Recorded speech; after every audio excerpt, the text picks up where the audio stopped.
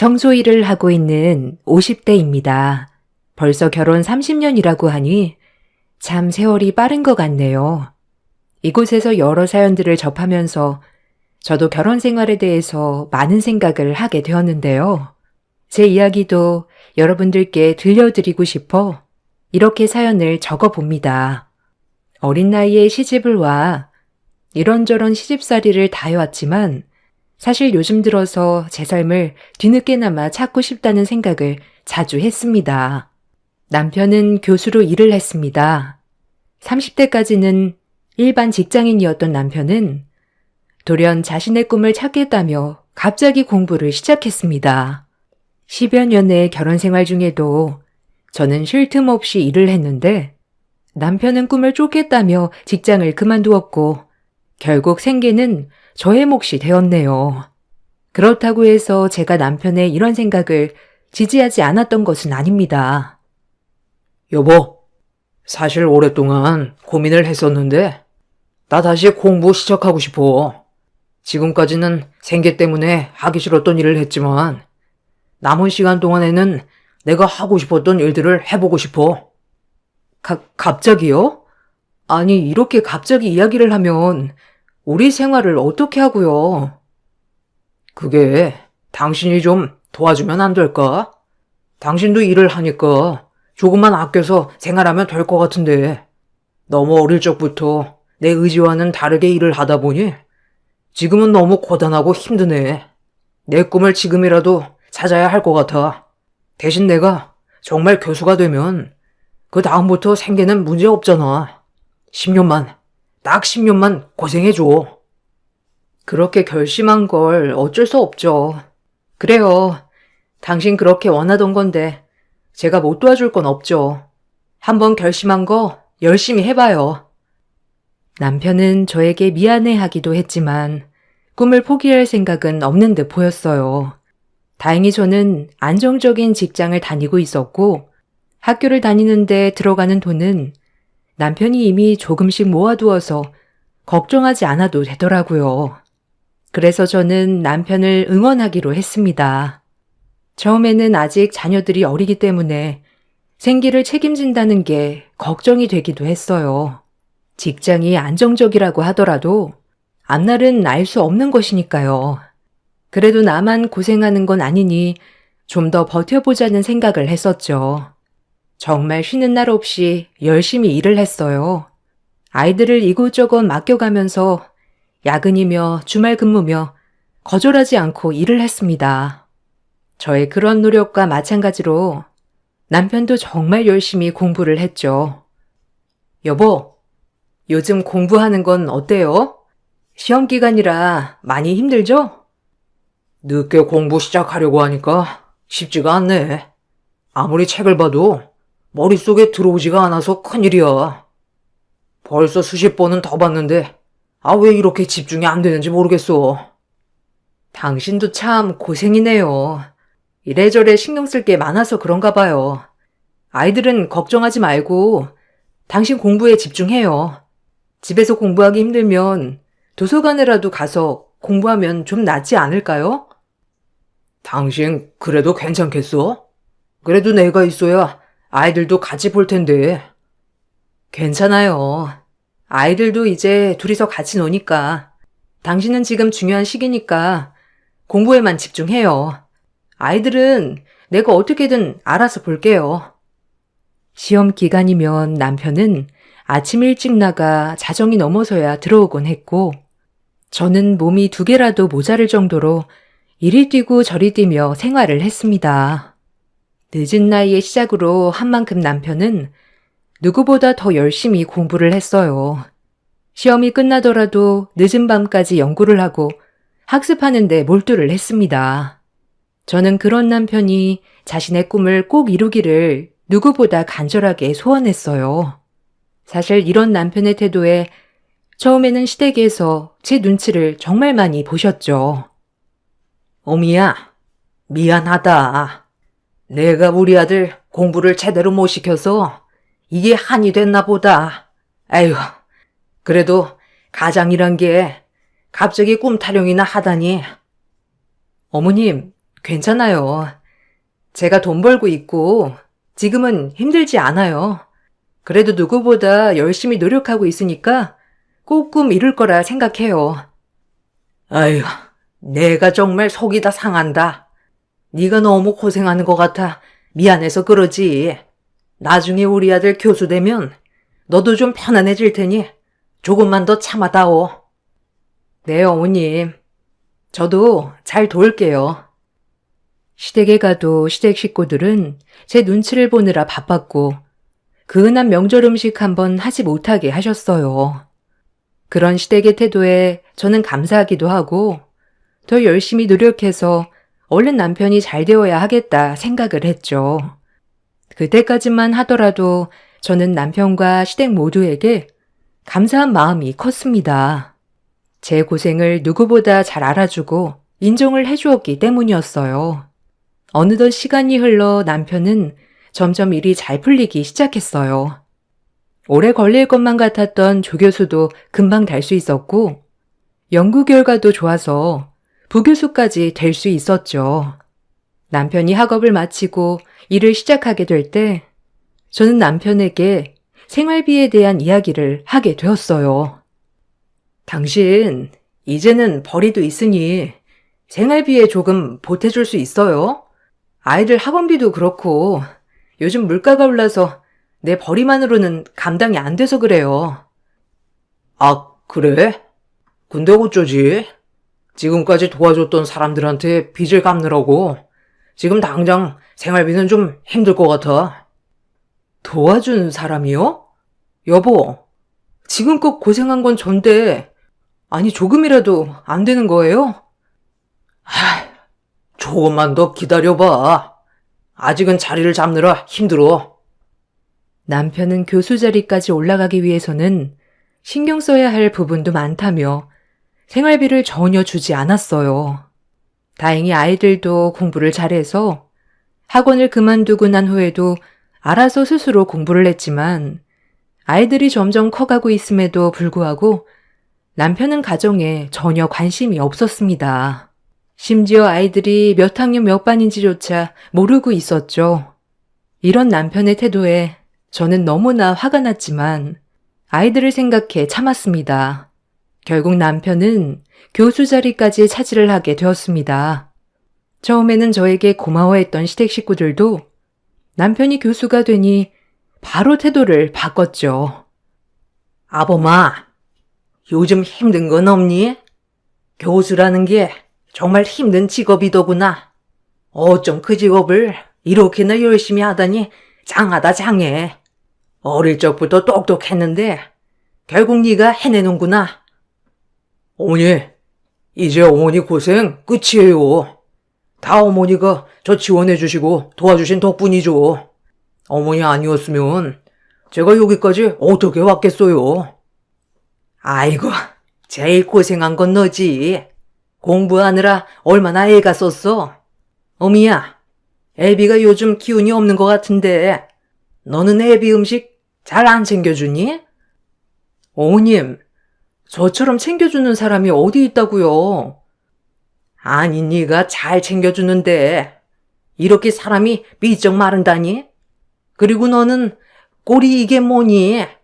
교수 아내면 교수 아내답게 하고 다녀야지.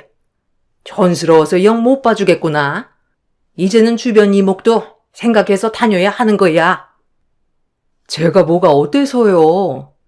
남편은 요새 맨날 밖에 나다니느라 힘든 거지? 잘 안 챙겨 먹어서 그런 거 아니에요. 얘가? 네가 그러니까 애비가 스트레스 받아가지고 마른 거 아니니? 여자가 너무 독하면 남자는 밖으로 도는 법이다. 네가 살살 얘기하면 애비도 어련히 가정에 잘하지 않겠니? 생각을 좀 하고 살아야지 원. 어머니, 됐어요. 제가 아무리 말해도 이 사람은 듣는 척도 안 해요. 그냥 신경 쓰지 마세요. 제가 알아서 잘 챙길게요. 에휴, 네가 이래나 저래나 고생이 많구나. 시댁에서의 대접은 한순간에 바뀌고 말았습니다. 저는 너무나도 어이가 없었죠. 남편이 교수가 되었다고 해서 제 삶은 전혀 나아진 것이 없었거든요. 대신 시댁은 점점 더 상황이 좋아졌습니다. 시댁은 차도 바뀌었고 집안 집기류들부터 가정 가구들까지 시간이 지나면서 새 것들로 다 바뀌기 시작했어요. 저희 집은 그때까지도 혼수로 가지고 온 것들을 그대로 사용하고 있었죠. 그나마 중간중간 고장난 가전들을 바꿨지만 돈이 여유롭지 않으니 중고나 아니면 중소기업 제품으로만 바꿔야 했었습니다. 이런 상황을 모두 알고 있음에도 불구하고 남편은 가정을 외면했습니다. 심지어 아이들이 고등학교에 진학을 할 때까지도 남편은 전혀 관심이 없었어요. 당신 이제 수영이 고등학교 가는 거 알죠? 애가 고민이 많은 것 같은데 그래도 당신이 이쪽으로는 잘 알고 있으니 한번 이야기 좀 해봐요. 아, 그런 거 다 알아서 하는 거지. 무슨 이야기를 해? 그냥 알아서 하라고 해. 고등학교는 무슨? 대입할 때나 잘해야지. 요즘은 고등학교 입학하면서부터 대학 준비를 한대요. 당신이 좀 가서 이야기도 좀 해봐요. 그런 이야기를 해서 뭐해? 거기다가 그건 당신이 알아서 해야지. 바깥일 하는 나한테 집안일까지 돌보라고 하는 거야? 아니, 당신 무슨 말을 그렇게 해요? 당신은 애들 아빠 아니에요? 애들이 자기 진로 때문에 고민한다는데 같이 고민을 해주지 못할 망정? 참나, 내가 그렇게 한가한 줄 알아? 한가한 당신이나 애들 신경 쓰고 제발 내가 좀 신경 안 쓰게 좀 할 수 없어? 뭐라고요? 아니 도대체 누가 신경을 쓰고 있다는 거예요? 다른 것도 아니고 애들 일인데. 남편은 점점 시간이 지날수록 가정에는 소홀해졌습니다. 반면에 저희를 제외하곤 시댁 식구들은 매 여행이며 비싼 음식이며 저는 결혼 생활 동안 한 번도 받아보지 못했던 것들을 누리게 되었죠. 처음에는 생계를 책임진다는 것을 누가 하든지 상관이 없다고 생각을 했어요. 그렇지만 생계를 책임진다는 것이지 남편이 가정까지 등한시할 줄이야 전혀 생각하지 못했었죠. 남편이 점점 가정에 소홀해지면서 저는 홀로 가정을 지키게 되었습니다. 그러던 중 직장 상황이 나빠지게 되면서 20년 동안 근무한 직장에서 퇴직을 하게 되었어요. 더 이상 경제적으로도 여유롭지 않은 상황이라 남편에게 생활비를 받기로 했습니다. 여보, 나 이번에 직장에서 그만두게 되었어. 아직 애들 학교도 다 마친 상황이 아닌데 생활비 좀 주면 안 돼? 뭐? 생활비? 그동안 돈 한 푼도 안 모았어? 얼마나 줘야 하는데? 100만 원이면 되겠어? 100만 원? 아니 여보, 우리 가족 4명인 건 알고 있어? 그걸로는 매달 밥값도 모자라겠어. 좀 더 줘야지. 아, 당신 진짜 살림을 어떻게 하길래 100만 원으로 충분하지 않다는 거야. 어차피 애들 저녁까지 학교에서 다 먹고 오는데 100만 원이면 충분하지 않아? 거기다가 나도 집에서 밥 먹는 것도 아니고 집값이 나가기래 아니면 애들 학원비가 나가기를 해. 100만 원이면 충분한 거 아니야? 그리고 일 그만뒀다고? 당신 앞으로 일 안 할 생각이야?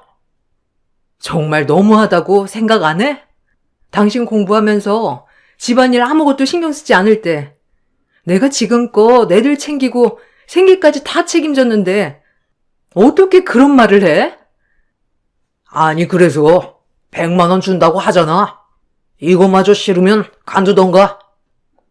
남편은 그동안의 저의 노력에는 아랑곳하지 않고 그저 100만 원 정도의 생활비만 입금을 해 주었습니다. 그 돈으로는 공과금이며 여러 가지 비용을 처리하기엔 너무나 부족한 금액이었고 저는 종종 남편에게 생활비를 조금 더 달라고 이야기를 했었죠. 어떻게 아셨는지 시어머니께서도 저에게 전화를 해 교수 아들 스트레스 준다며 폭언을 퍼부었어요. 너는 어찌 된 게? 남편 앞길만 막으려고 난리니? 네?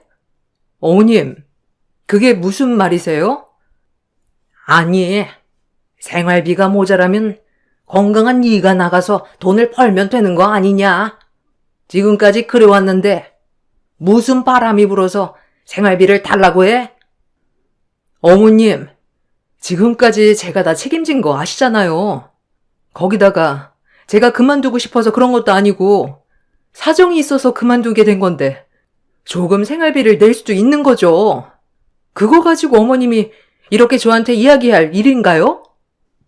예, 나는 네 시애비가 돈 한 푼 안 줘도 우리 아들 교수 만들었다. 근데 너는 지금 고작 생활비 안 준다고 징징대는 꼴을 보니 내가 한 소리 안 할 수가 없구나. 네?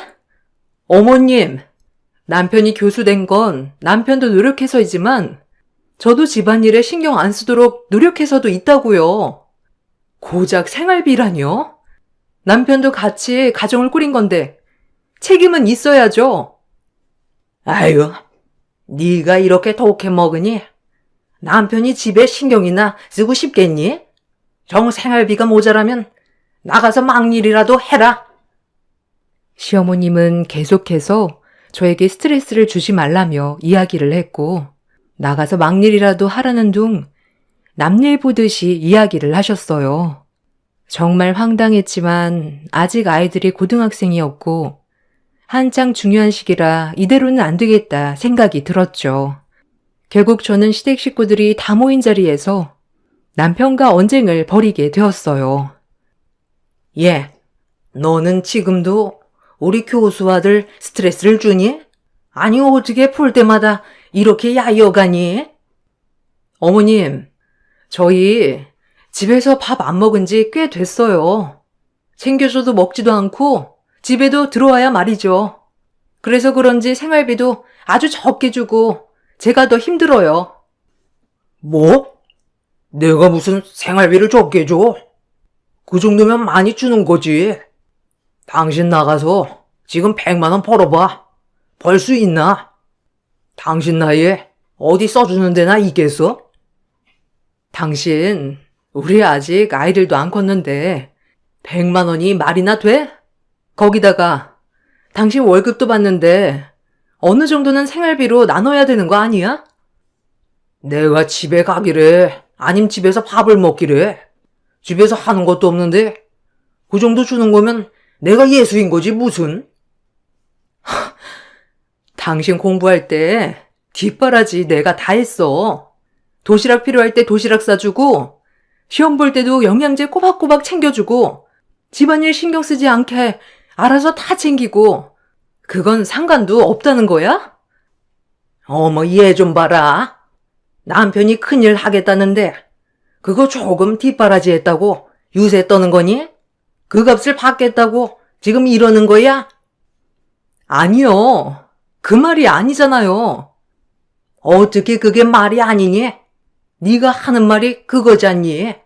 너 가만 보니까 진짜 톤돈만 하는구나? 왜 교수 됐다고 너한테 떨어지는 게 있을 거라 생각했니? 네 능력을 높여야지. 남편 덕보라고 지금껏 가면 쓰고 행동한 거니? 그래, 어머니 말이 맞아.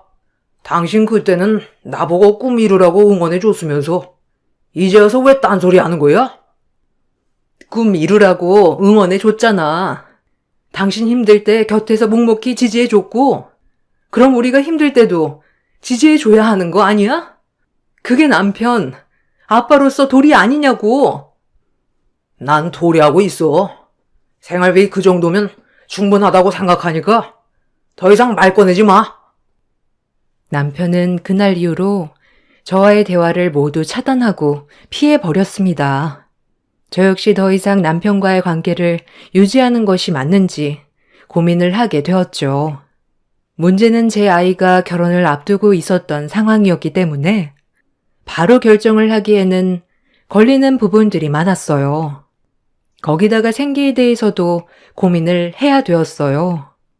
현재의 나이로는 취업을 하기도 쉽지 않았기 때문에 이곳저곳 취업을 알아보게 되었는데요. 물어물어 알게 된 곳이 바로 파견을 가서 청소를 하는 업체였답니다. 그곳에 취업을 하면서 근무를 하게 되었는데 당황스럽게도 남편의 대학교로 파견을 나가게 되었어요. 이야기를 하지 않을 수 없어서 남편에게 이 사실을 이야기하게 되었죠.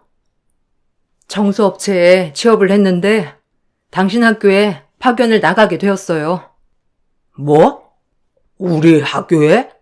아니, 청소부로 학교에 오겠다는 거야? 당신 진짜 제정신이야? 아, 그러면 어떻게 해요? 여기서 거기로 가라고 하는 걸. 당신이 생활비를 더 줄 거예요, 그럼? 당장 그만둬야지 무슨 소리야? 아니면 다른 곳에 가겠다고 이야기하면 안 되는 거야?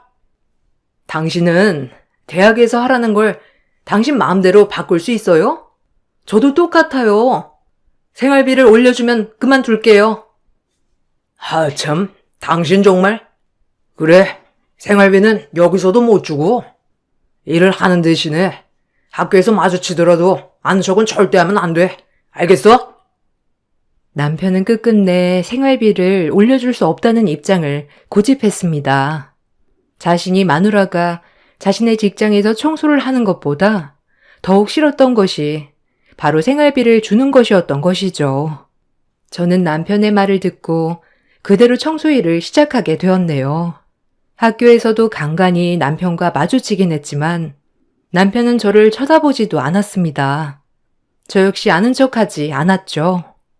그렇지만 남편의 태도에 저는 계속해서 실망을 하게 되었습니다. 자식들은 제가 일을 그만두고 쉬기를 바랐어요. 엄마, 이제 엄마도 쉴 때가 된 것 같아. 아빠도 교수인데 무슨 엄마가 이렇게 고생하면서 일을 해. 그냥 아빠한테 당당하게 생활비 달라고 하고 좀 이야기를 해봐. 그 얘기를 들었으면 엄마도 이렇게 일하진 않았겠지. 그렇지만 엄마는 이렇게 몸이 건강할 때라도 일을 해야 될 것 같아. 엄마가 몸이 좋지 않고 더 이상 일을 하기 어렵다 생각이 들면 알아서 그만둘 테니까 너무 걱정들 하지 마. 자식에게는 사실 짐이 되고 싶지 않았어요. 내가 만약 일을 안 하고 쉰다면 아이들은 아이들대로 부담을 느낄 수 있었기 때문이죠. 모아둔 돈으로 일을 하지 않을 수도 있겠지만 나중에 내가 정말 움직이지 못할 정도로 나이가 들면 그때 돼서 자식들에게 짐이 되고 싶지 않아 더욱 열심히 일을 했습니다. 어떻게든 아이들이 결혼을 하고 가정을 이룰 때까지만이라도 버텨보자 생각을 하게 되었어요. 그렇게 청소 일을 하던 어느 날 대학 관리자분이 갑자기 청소 요청이 들어왔다며 한번 가보라는 이야기를 해 오셨습니다. 어딘지를 보니 남편 교수실이더라고요. 보통 일과가 끝나고 나서 어쩌다 한 번씩 청소를 갔었는데 낮 시간대에 청소 요청이 들어오다 보니 그 시간대 한간 저에게 가보라는 이야기가 나왔던 것이었죠. 하는 수 없이 저는 청소를 하기 위해서 남편의 교수실로 가게 되었습니다.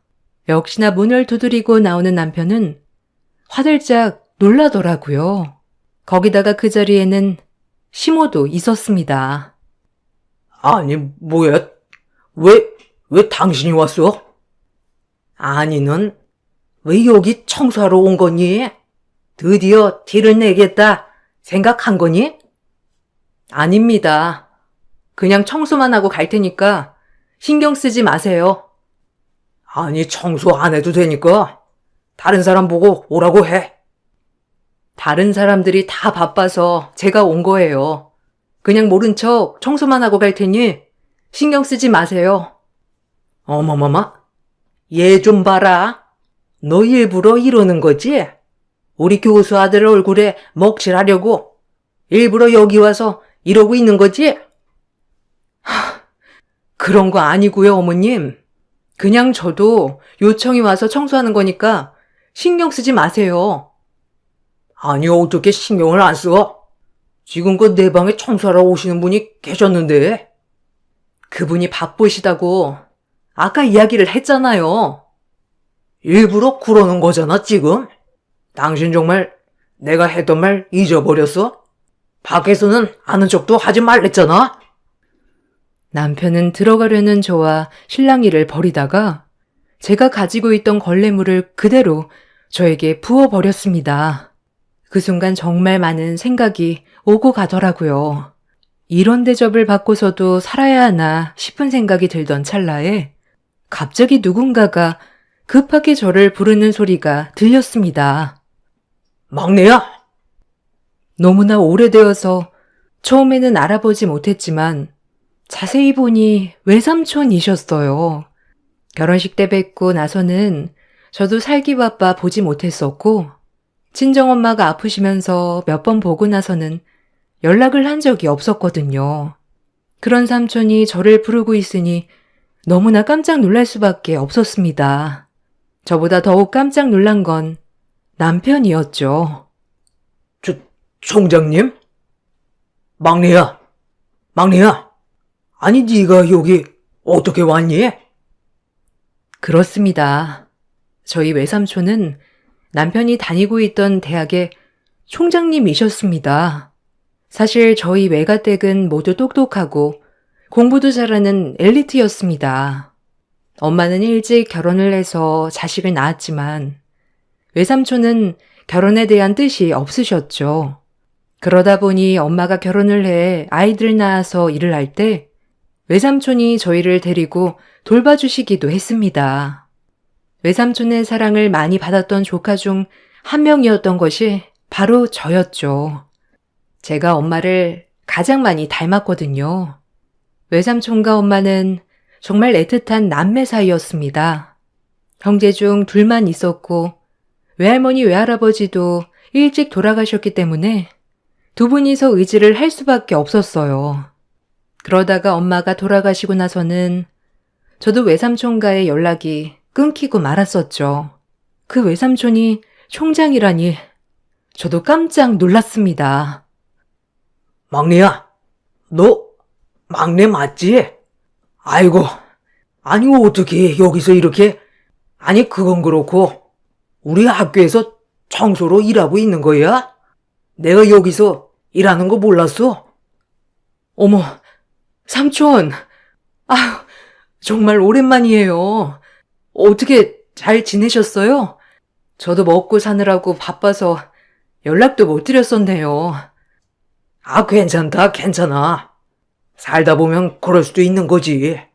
근데 지금 무슨 일 있는 거니? 교수님, 아니 왜 이분께 물을 끼얹으셨나요? 무슨 일 있으신가요? 아닙니다. 끼얹은 게 아니라, 실수로 그만.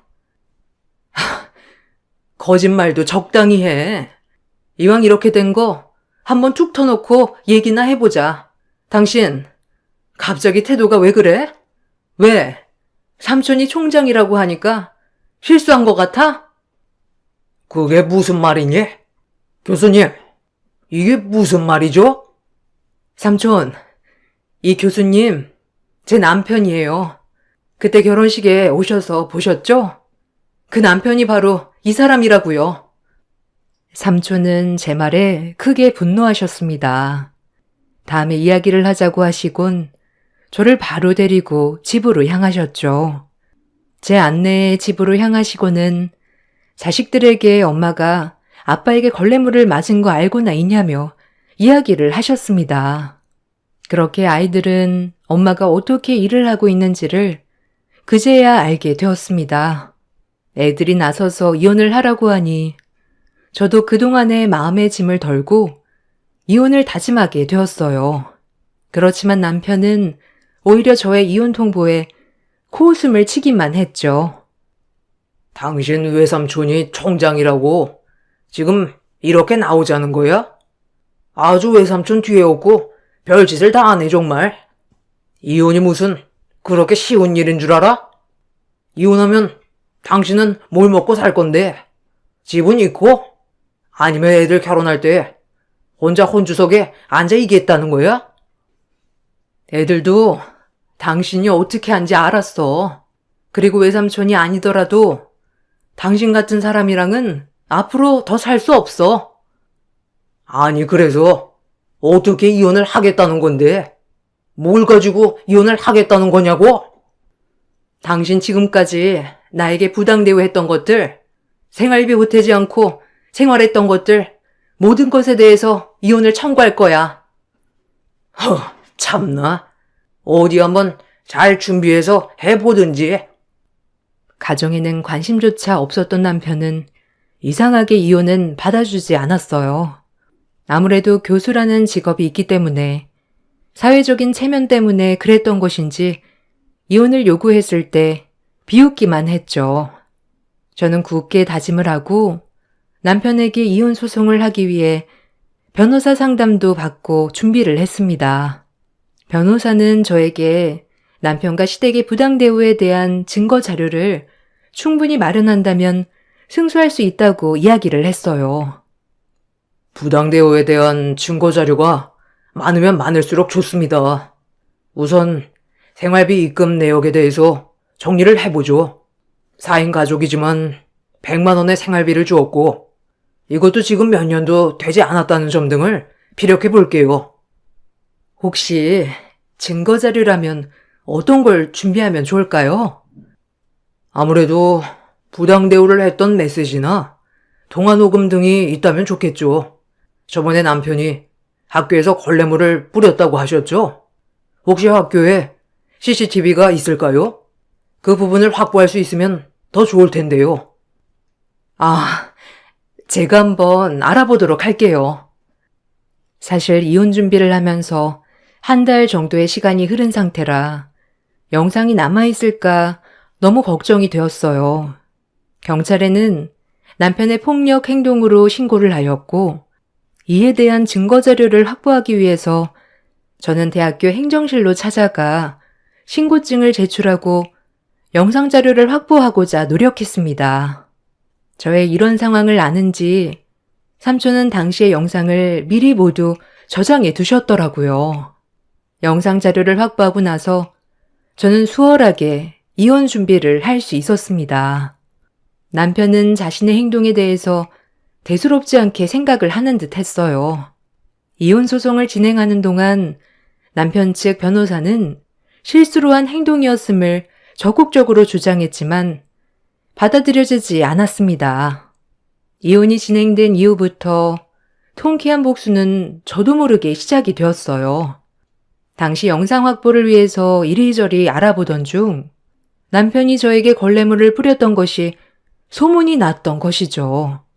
학교 내에서는 남편에 대한 여론이 안 좋게 형성이 되었습니다.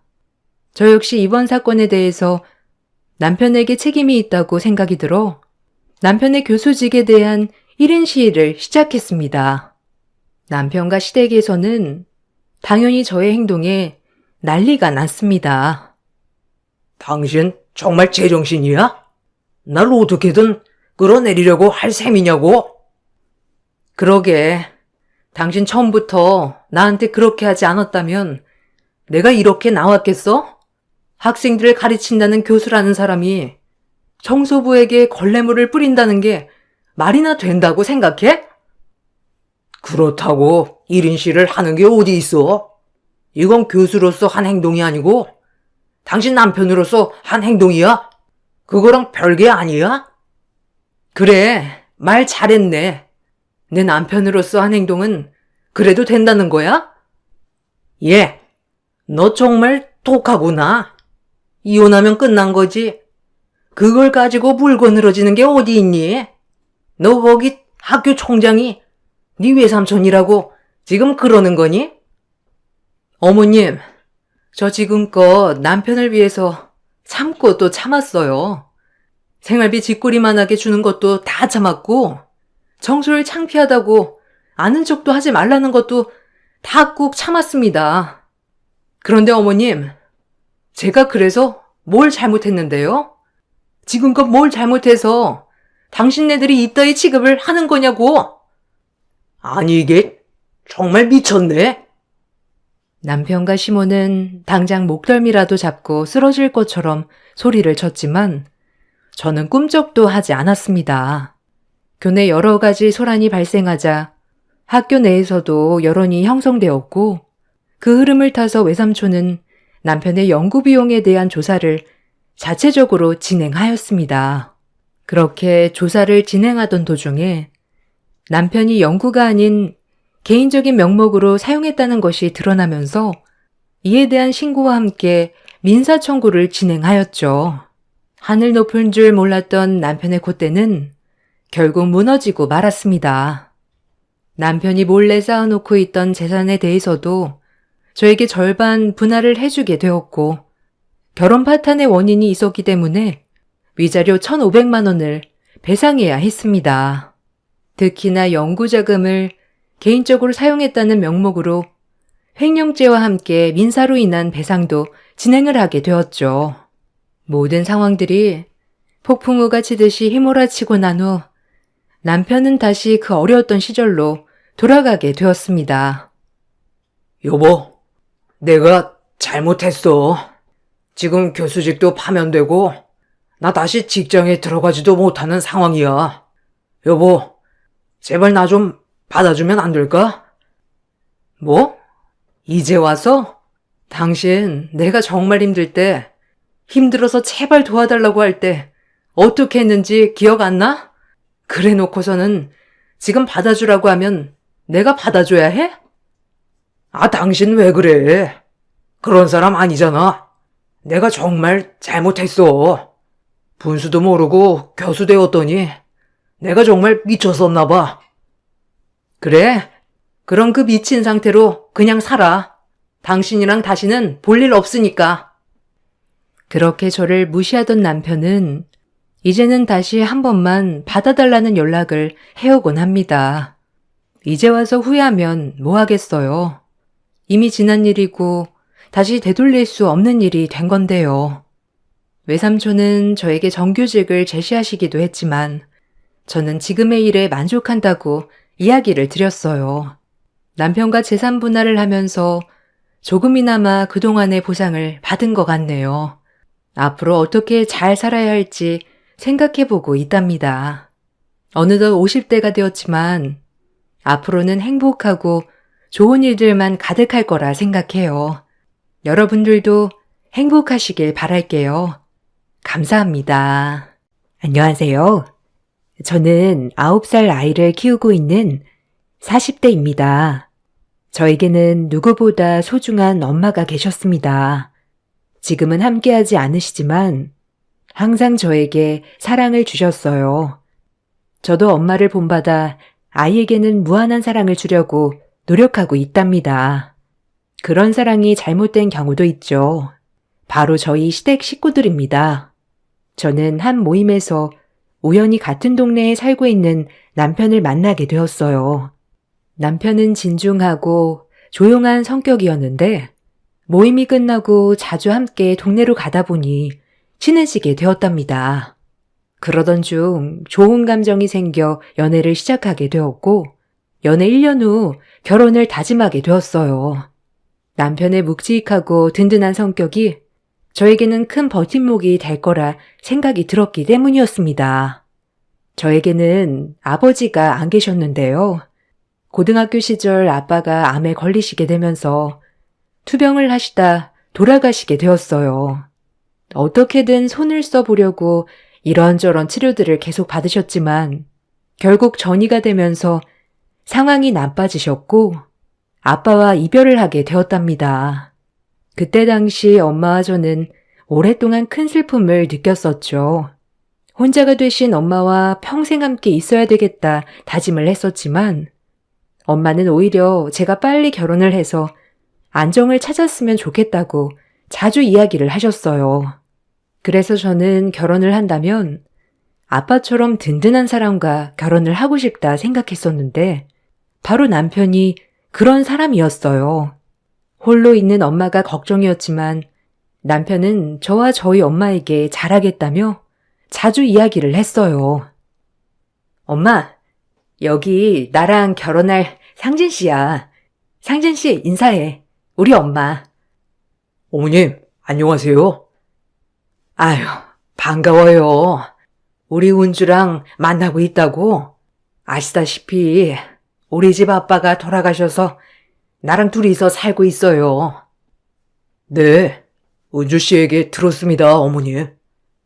같이 있었으면 예비 사이 정말 좋아했을 텐데. 은주, 잘 부탁해요. 엄마, 아빠도 계셨으면 상진 씨 듬직히 하셨을 거야. 상진 씨 정말 좋은 사람이야. 그래, 그런 거 같네. 나는 은주만 좋다고 하면 다 좋아. 그러니까 두 사람 앞으로 행복하게 잘 살았으면 좋겠어요. 친정에서의 허락은 어렵지 않았지만 문제는 시댁이었어요. 처음 인사를 가고자 약속을 잡으려고 했는데 약속도 피하시고 만나주려고도 하지 않으셨죠. 시댁에선 저를 마음에 들어 하시지 않으셨어요. 홀어머니의 외동딸이라는 이유로 반대를 하셨는데요. 처음에는 남편이 시어머니의 마음을 바꿔보려고 했지만 시어머니는 결사반대를 하셨었어요. 아무리 노력을 해도 안 되자 남편은 전적으로 제 편에 서서 시모와의 연을 끊을 정도까지 결혼을 강행했답니다. 처음에는 냉담했던 시어머니께선 나중에는 결국 받아주셨어요. 사랑하는 아들이 자신과의 연을 끊겠다고 나오니 어쩔 수 없이 받아주셨죠. 그렇게 결혼을 하게 된 후에는 그럭저럭 살았던 것 같아요. 시어머니도 크게 간섭하시진 않으셨죠. 종종 막말을 하시긴 했지만 그때마다 크게 반응을 하지는 않았어요. 그러다 임신을 하게 되었고 저는 출산을 하면서 직장을 그만두게 되었답니다. 그 이후부터 시모는 제가 남편의 월급으로 사치를 할까 싶어 지출하는 것에 대해서 엄청난 신경을 쓰셨어요. 예, 은유 엄마야. 너 못 보던 옷이다. 새로 샀니? 네? 아, 이거 은우 아빠가 저번에 잘 어울릴 것 같다며 사줬어요. 아니, 옷이 네가 뭐가 필요해? 밖에 나가서 돈 버는 것도 아니고 그냥 대충 입으면 되지. 이건 얼마니? 얘는 상진이가 사준다고 해도 거절해야지. 그걸 다 받고 있니? 어머니, 이거 얼마 안 하고 거기다가 저도 잘 입고 다녀야죠. 요즘은 후줄근하게 다니면 남편이 돈도 안 주나 욕해요, 사람들이. 아유, 말이나 못하면. 얘, 가지고 있는 옷만 잘 관리해도 후줄근하게 안 보인다. 네가 살림을 대충 하니까 옷이 허름해지는 거지. 시모는 옷이라도 하나 바뀌면 옷을 또 샀다며 요란법석이셨어요. 특히 밖에 나가서 일도 하는 것도 아닌데 새 옷이나 화장품을 사는 것을 이해하지 않으셨죠. 저에게 쓰는 돈은 매우 아까워하셨지만 시댁에 쓰는 돈에 대해서는 굉장히 너그러우셨어요. 오히려 부족하다고 생각도 하셨답니다. 그렇게 결혼 5년이 되었을 때 갑자기 시아버님께서 암에 걸리셨어요. 종합검진을 받으면서 발견하셨는데 거의 초반에 발견이 되어서 조직만 떼어내면 완치될 가능성이 높다고 하셨어요. 시아버님이 병원에 계시는 동안 간병인이 필요했는데 저는 당연히 시어머니께서 간병을 하실 거라 생각을 했어요. 근데 시댁에서는 당연히 제가 할 거라 생각을 하셨더라고요. 아빠 내일 모레 병원 입원하는 거 알지? 시간 맞춰서 와라. 올 때 반찬도 몇 가지 해서 들고 오고. 병원밥이 입맛에 안 맞으시다고 하니까 치료 받는 동안에는 직접 반찬하고 밥해서 와야 되겠다. 네? 제가 간병을 하라는 말씀이세요? 제가 어떻게 아버님 병간호를 해요? 어머님이 하시는 거 아니시고요? 예, 늙은 내가 어떻게 병간호를 하니? 너는 집에서 쉬고 있는데 건강한 네가 해야지. 거기다가 네 아빠 암 걸렸을 때 네가 간병해 봤을 거 아니야.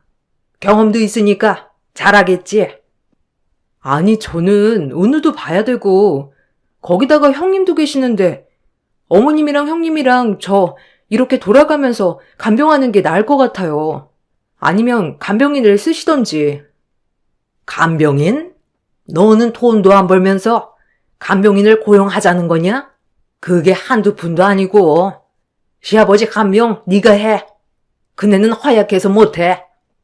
아주버님과 형님도 있었지만 이상하게 시모는 형님은 어려워하셨어요. 아마 결혼을 할 때 형님 집안이 부유한 집안이었기 때문에 많이 기울이는 결혼을 하셨던 모양이었어요.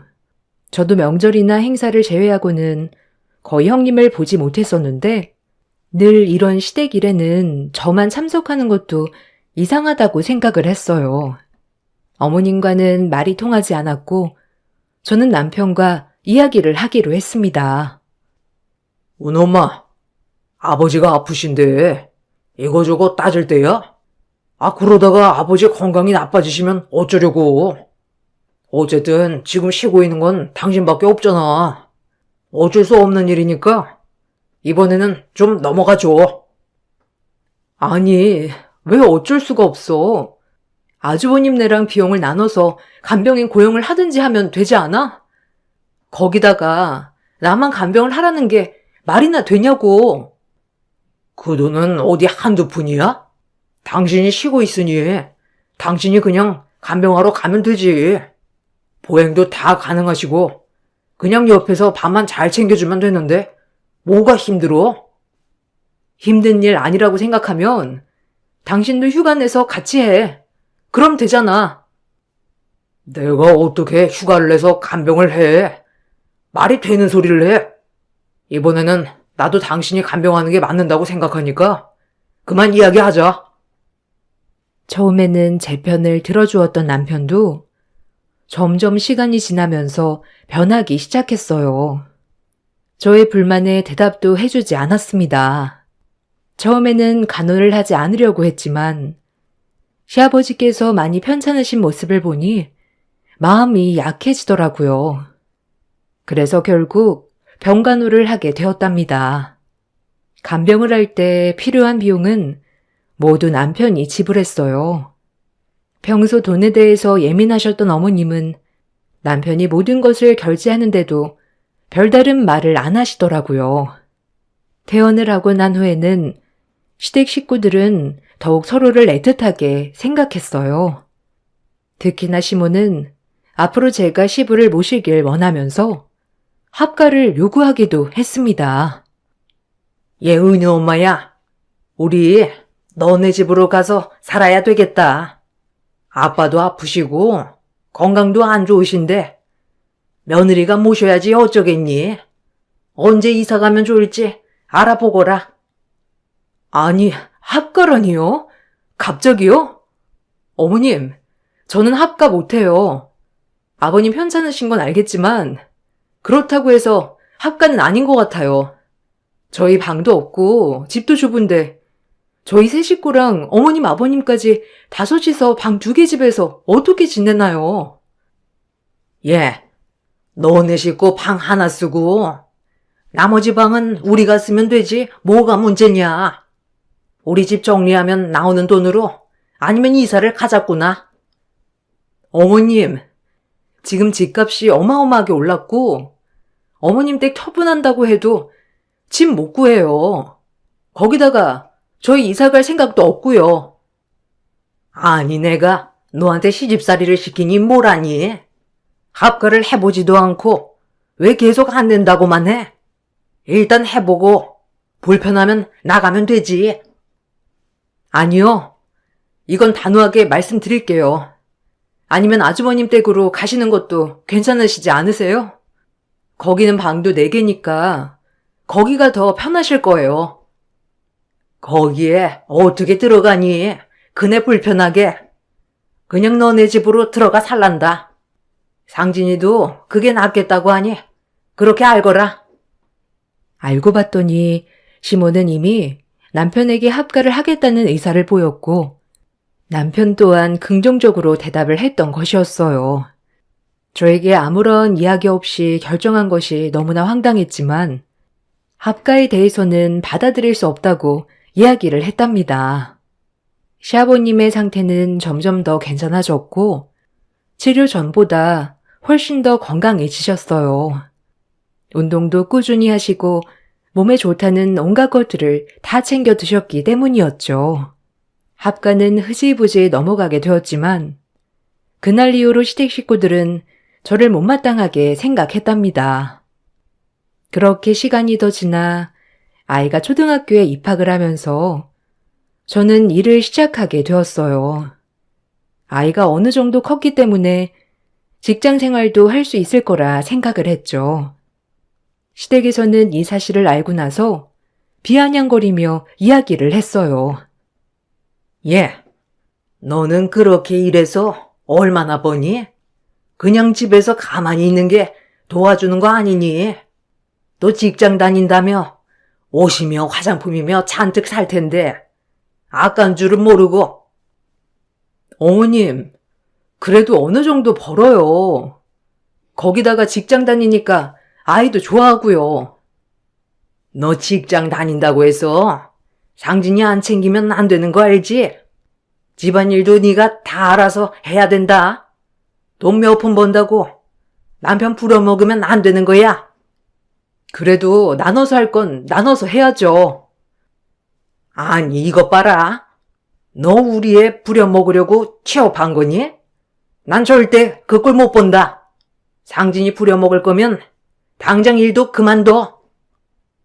시모는 제가 일을 하면서 몇 푼이나 버냐며 비아냥거리실 뿐만 아니라 혹시라도 제가 남편을 집안일로 부려먹을까 노심초사하셨어요. 직장에 다니면서 점점 저는 시댁 식구들에게 지쳐갔습니다. 처음에는 아이만 데리고 둘이서 사는 게 낫지 않을까 싶었는데 제가 고민을 하고 있었던 건 친정 엄마였어요. 친정 엄마와 아빠는 동네에서도 소문난 인고 부부셨답니다.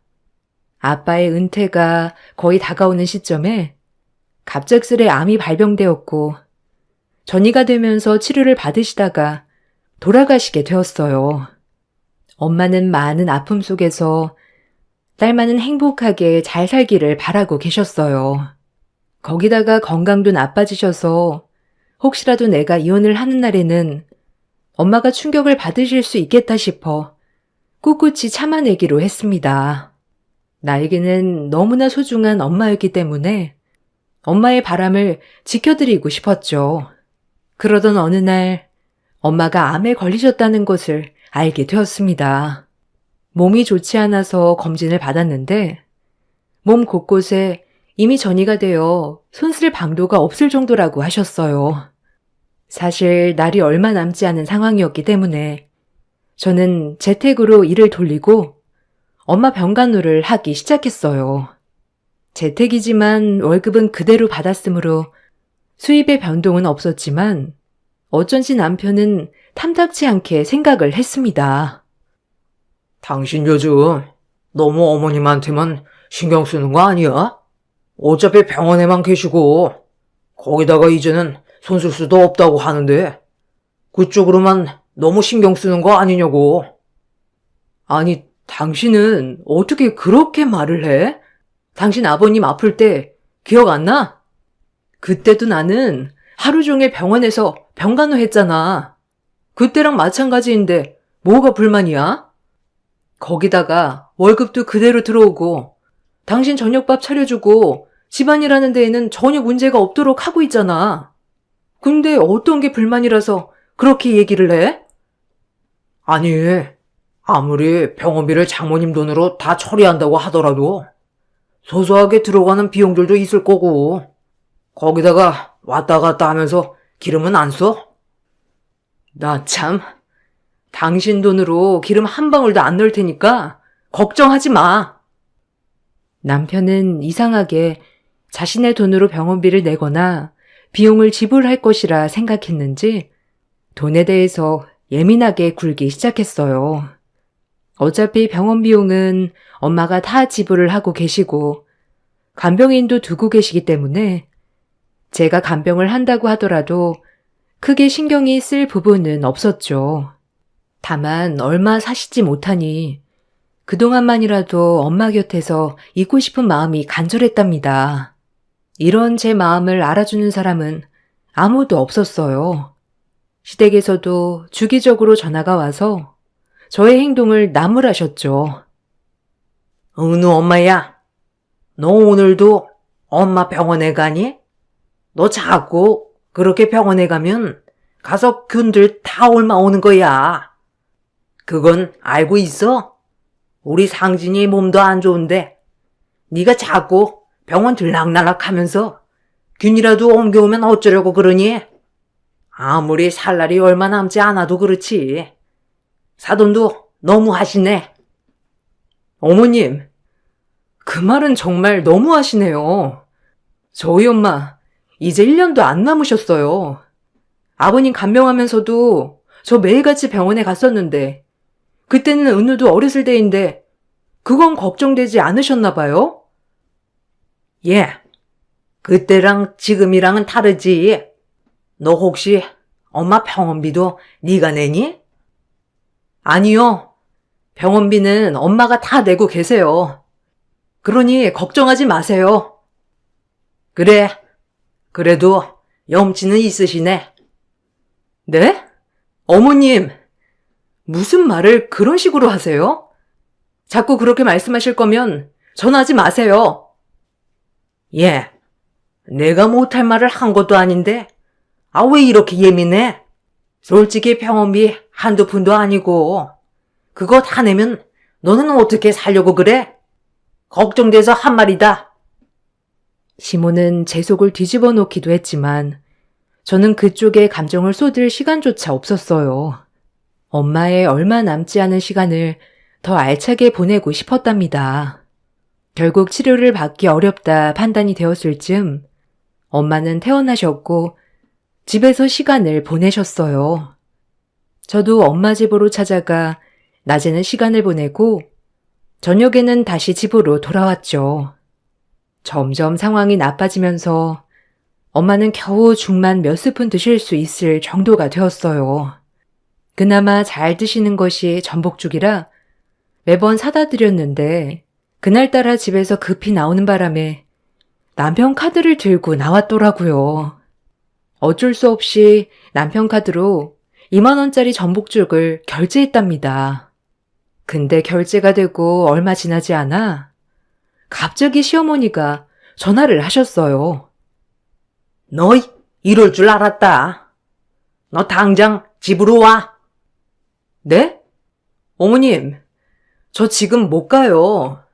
그냥 전화로 말씀하세요.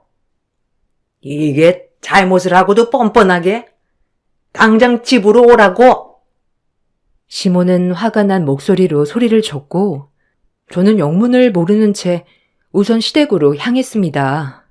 시댁에 가보니 시모는 얼굴이 붉어져 씩씩대며 저를 보고 계셨고 그 옆에는 남편이 있었어요. 무슨 일일까 싶어 말을 해보니 바로 남편의 카드로 죽을 샀던 것이 문제였어요. 야, 너 우리 아들 돈으로 너네 엄마 먹을 거 사고 있니? 아니, 우리 아들 키우는데 뭘 해줬다고 너네 엄마가 그 카드를 써? 네? 어머님, 고작 2만 원 쓴 거 가지고 지금 이렇게 부르신 거예요? 고작 2만 원? 너는 2만 원이 고작이니? 이것 봐. 얘 전부터 사치하는 것 같더니만 아주 난리구나. 너 평간호 하면서 절대로 돈 안 쓴다고 호언장담해놓고 이렇게 뒤통수를 치고 다니니? 내가 상진이한테 듣고 얼마나 어이가 없었는지 알아? 당신이 어머님한테 이야기한 거야? 아니, 내가 큰 돈을 쓴 것도 아니고 엄마가 겨우 먹는 전복죽 하나 산 건데 그게 그렇게 아까웠어? 당신이 전에 이야기했잖아. 어머니 간병하면서 쓰는 돈 하나도 없을 거라고. 내 돈 하나도 안 쓴다고 했으면서 이건 뭔데? 뭐? 참나. 남도 이렇게는 안 해. 예, 네가 번 돈도 아닌데 당연하게 쓰는 건 말이 되고 됐고 당장 너네 엄마한테 가서 돈 모두 받아와. 이날 이후 저는 남편과의 냉전을 시작하게 되었어요. 시모도 시모지만 무엇보다 내 편이 되어야 하는 남편이 이런 식으로 나올 줄이야 생각조차 못했었죠. 그동안 돈에 대해서 매우 예민하게 말을 하긴 했지만 고작 2만 원으로 이런 태도를 보인다는 게 저는 화가 났습니다. 나중에 남편과 대화를 나누면서 저는 더 이상은 버티지 못하겠다 생각을 했어요. 여보, 그래. 내가 당신 돈 하나도 안 쓴다고 했으니까 그럴 수 있어. 근데 우리 엄마가 당신한테도 잘해줬는데 겨우 2만 원짜리 죽도 못 사드리는 거야? 당신 고작 2만 원이라고 했어? 이게 2만 원이 될지 2천만 원이 될지 어떻게 알아? 이거 시작으로 앞으로 더 쓸 수도 있는 거고. 도대체 당신은 나를 어떻게 생각하고 산 거야? 장모님이 이제 살 날이 얼마 남지도 않았는데 굳이 이런 걸로 재고 따져야 되겠어? 나는 시아버님 병간호도 다 했잖아. 그때는 당신이 병원 비용도 모두 지불한 거 아니야? 그때 내가 당신한테 왜 그렇게 쓰냐고 한 번이라도 이야기한 적 있어? 난 내 아빠고 장모님은 내 엄마가 아닌데 왜 내가 돈을 내야 하는 건데? 남편의 말에 저는 정이 떨어졌어요. 그간 살았던 세월 동안에도 남편은 시댁이라면 아끼지 않았지만 친정에는 그 흔한 과일도 한번 사가 본 적이 없었거든요. 거기다 2만 원짜리 죽 산 걸 이렇게나 아까워한다는 것이 너무나 황당하고 어이가 없었답니다. 남편과는 더 이상 함께할 수 없다고 생각을 했어요. 남편 역시 저와는 더 살고 싶지 않다며 이혼을 하게 되었습니다. 이혼 후 아이는 제가 데리고 오게 되었어요. 시모는 동네방네 친정아빠가 암으로 죽었다고 해서 받아주기 싫었는데 친정엄마도 암에 걸렸다며 지금이라도 내쫓길 잘했다고 말하고 다녔습니다. 심지어 아이 양육에 대해서도 결사 반대를 하셨는데 그 이유가 제 피가 섞여 있기 때문이라고도 하셨죠. 저는 이런 시모의 태도에 질렸고 방관하는 시댁 식구들의 모습에 질려버렸습니다. 엄마에게는 어쩔 수 없이 사실을 이야기하게 되었어요. 엄마, 사실 나 이혼했어. 전부터 말하려고 했는데 다 마무리되고 말하게 되었네. 잘 살고 싶었는데 잘 안 되더라고. 이혼했다고? 아니 어떻게 하다가. 아휴, 네가 얼마나 속이 말이 아니었겠어. 엄마도 아픈데 다 엄마 때문이야. 아니야 엄마.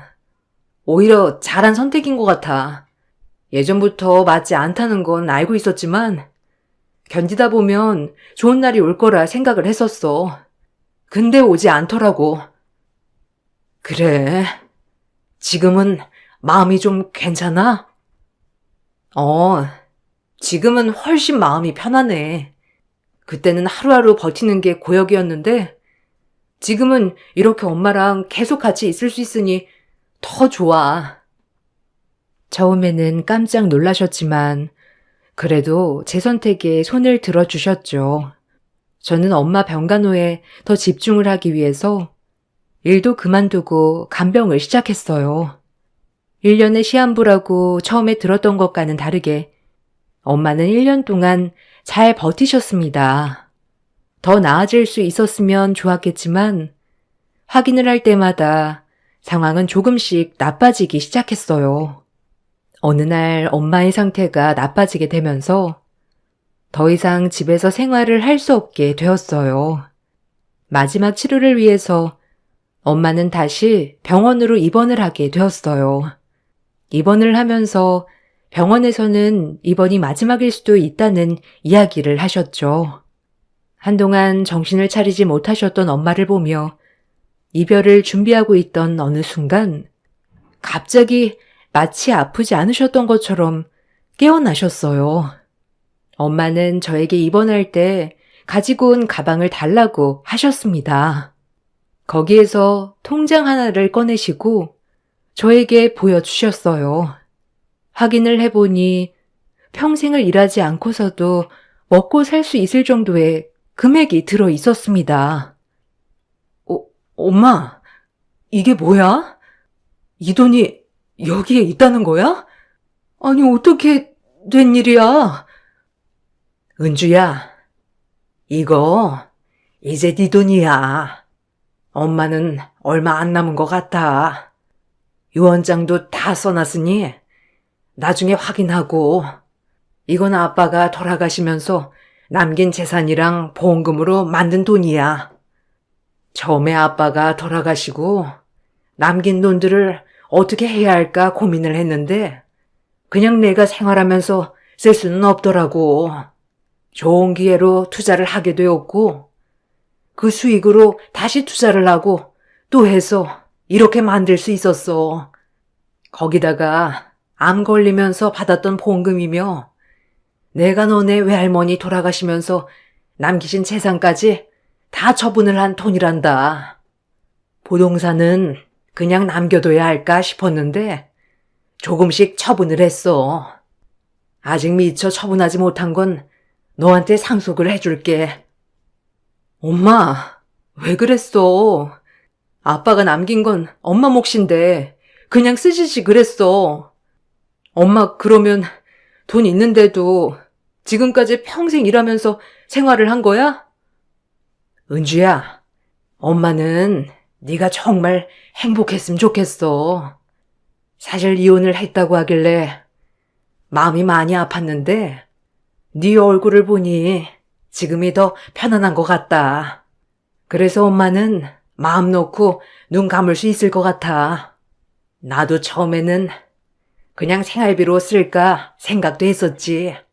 근데 아빠가 돌아가시면서 자기 몫까지 널 든든하게 지켜주라고 했거든. 그래서 너를 위해서 남겨둔 거야. 엄마가 끝까지 네 곁에 있어주고 싶었는데 못해줘서 너무 미안해. 다른 건 몰라도 너랑 은우 생활하는데 보탬이 될 수 있다면 그걸로 엄마는 이 짐을 덜고 싶었어. 엄마는 아빠가 돌아가시고 나서 저를 지키기 위해서 많은 노력을 하셨어요. 그런 엄마의 노력을 알기 때문에 저는 엄마의 바람을 지켜드리고 싶었죠. 엄마는 통장과 서류들을 주셨어요. 천문학적인 금액을 상속받았다는 것에 놀라기도 했지만 정말 엄마와의 이별이 얼마 남지 않았다는 것이 마음을 아프게 했습니다. 제가 상속을 받았다는 것은 엄마의 명의로 되어 있던 부동산들이 제 명의로 바뀌면서 시댁의 귀에도 들어가게 되었어요. 그 이후 시댁 식구들은 저에게 연락을 해와 어이없는 이야기를 했습니다. 얘, 너네 엄마한테 재산 상속 받았다며? 너 그거 우리 아들이랑 나눠야 하는 거 아니니? 네? 아니 그걸 왜 남편이랑 나누나요? 결혼을 유지하고 있어도 말도 안 되는데 저흰 이미 이혼도 했고 남인데요. 너네 결혼 생활하면서 진정으로 흘러간 돈이 있는 거 아니니? 그게 아니고서야 홀로 사는 너네 엄마가 어떻게 큰 돈을 벌어? 어디서 어떻게 아신 건지 모르겠지만 더 이상 저는 당신이랑 얘기할 건 없을 것 같네요. 뭐? 너 재산 상속 받는다는 거 다 알고 있었지? 그래서 일부러 우리한테 정 떨어지라고 한 거 아니야? 이거 다 계산하고 한 일 아니냐고? 저기요 아줌마, 고작 2만 원에 정 떨어지는 사람들이 어디 있습니까? 거기다가 친정의 돈이 흘러 들어가요? 세상에 2만 원 가지고도 그 난리를 피웠는데 어떻게 돈이 흘러갈 수나 있겠어요? 당신 목소리 듣는 것도 고역이니까 다신 전화하지 마세요. 그만 끊겠습니다. 시모는 제가 전화를 받지 않자 문자로 폭언을 하기 시작했어요. 그 돈은 원래 우리 아들 돈 아니냐부터 시작해서 결혼한 지 10년인데 재산도 반으로 나눠서 분할해 이혼해야 하는 거 아니냐며 얼토당토하지 않은 말을 했죠. 심지어 상속받을 재산이 많이 있음에도 불구하고 이를 숨겼기 때문에 사기죄로 고소한다는 소리까지 했답니다. 모두 말이 안 되는 이야기였기 때문에 대응하지 않았어요. 제가 더 화가 나는 건 전 남편의 태도였습니다. 아이 문제로 연락을 해왔던 전 남편은 결국 상속 때문에 전화를 한 것이었어요. 은우 엄마, 장모님께 상속 받았다며? 당신 이거 알고 있었어? 아니, 장모님은 그런 걸 나한테는 말도 안 해주시고. 병원 어디라고 했지? 장모님 얼굴 좀 뵈야 되겠네. 장모님? 무슨 장모님이야? 이혼한 마당에. 그리고 당신이 우리 엄마를 왜 봐? 거기다가 상속을 받든 말든 그건 당신이 상관할 바가 아닌 것 같은데? 헛소리 그만하고 아이 문제로 전화했으면 그것만 이야기해. 당신 예민해졌네. 어쨌든 당신이랑 10년 결혼 생활했는데 아무리 이혼했다고 하더라도 그건 분할해줘야 하는 거 아니야? 그 엄마의 그 아들이 맞네. 어디 가서 상속에 대해서 좀 알아보고 전화해 줄래? 우리 남남이고 이걸 당신이랑 나눠야 할 의무는 없어. 자꾸 이런 식으로 전화하면 더 이상 당신 전화도 받지 않을 거니까 그렇게 알아. 전 남편은 그 이후로도 계속해서 전화를 해왔지만 저는 대응하지 않았어요. 제가 아무런 대응을 하지 않자 남편은 오히려 안달이 났는지 엄마 병원을 오겠다느니 아이들이랑 같이 저녁을 먹자고 하는 둥 속보이는 말을 하기 시작했죠. 이런 남편의 태도에 저는 황당할 수밖에 없었어요. 그 후로도 저는 냉정하게 대했고 남편과 시모는 포기를 한 듯 보였습니다. 상속을 받고 난 후에 얼마 지나지 않아 엄마는 돌아가셨어요. 돌아가시기 전에 정신을 차릴 수 있어서 다행이었다며 저와 은우의 행복을 빌어주시며 떠나셨답니다. 슬픔 속에 저는 장례를 치렀어요. 평소에 살고 있던 동네에서는 교류를 하고 있던 사람들이 없었는데 장례날에 동네 사람들이 여러 분 찾아오셨더라고요. 어떻게 오셨을까 생각이 들던 찰나에 장례식장으로 찾아온 동네 사람들로부터 이런저런 이야기를 들을 수 있었어요.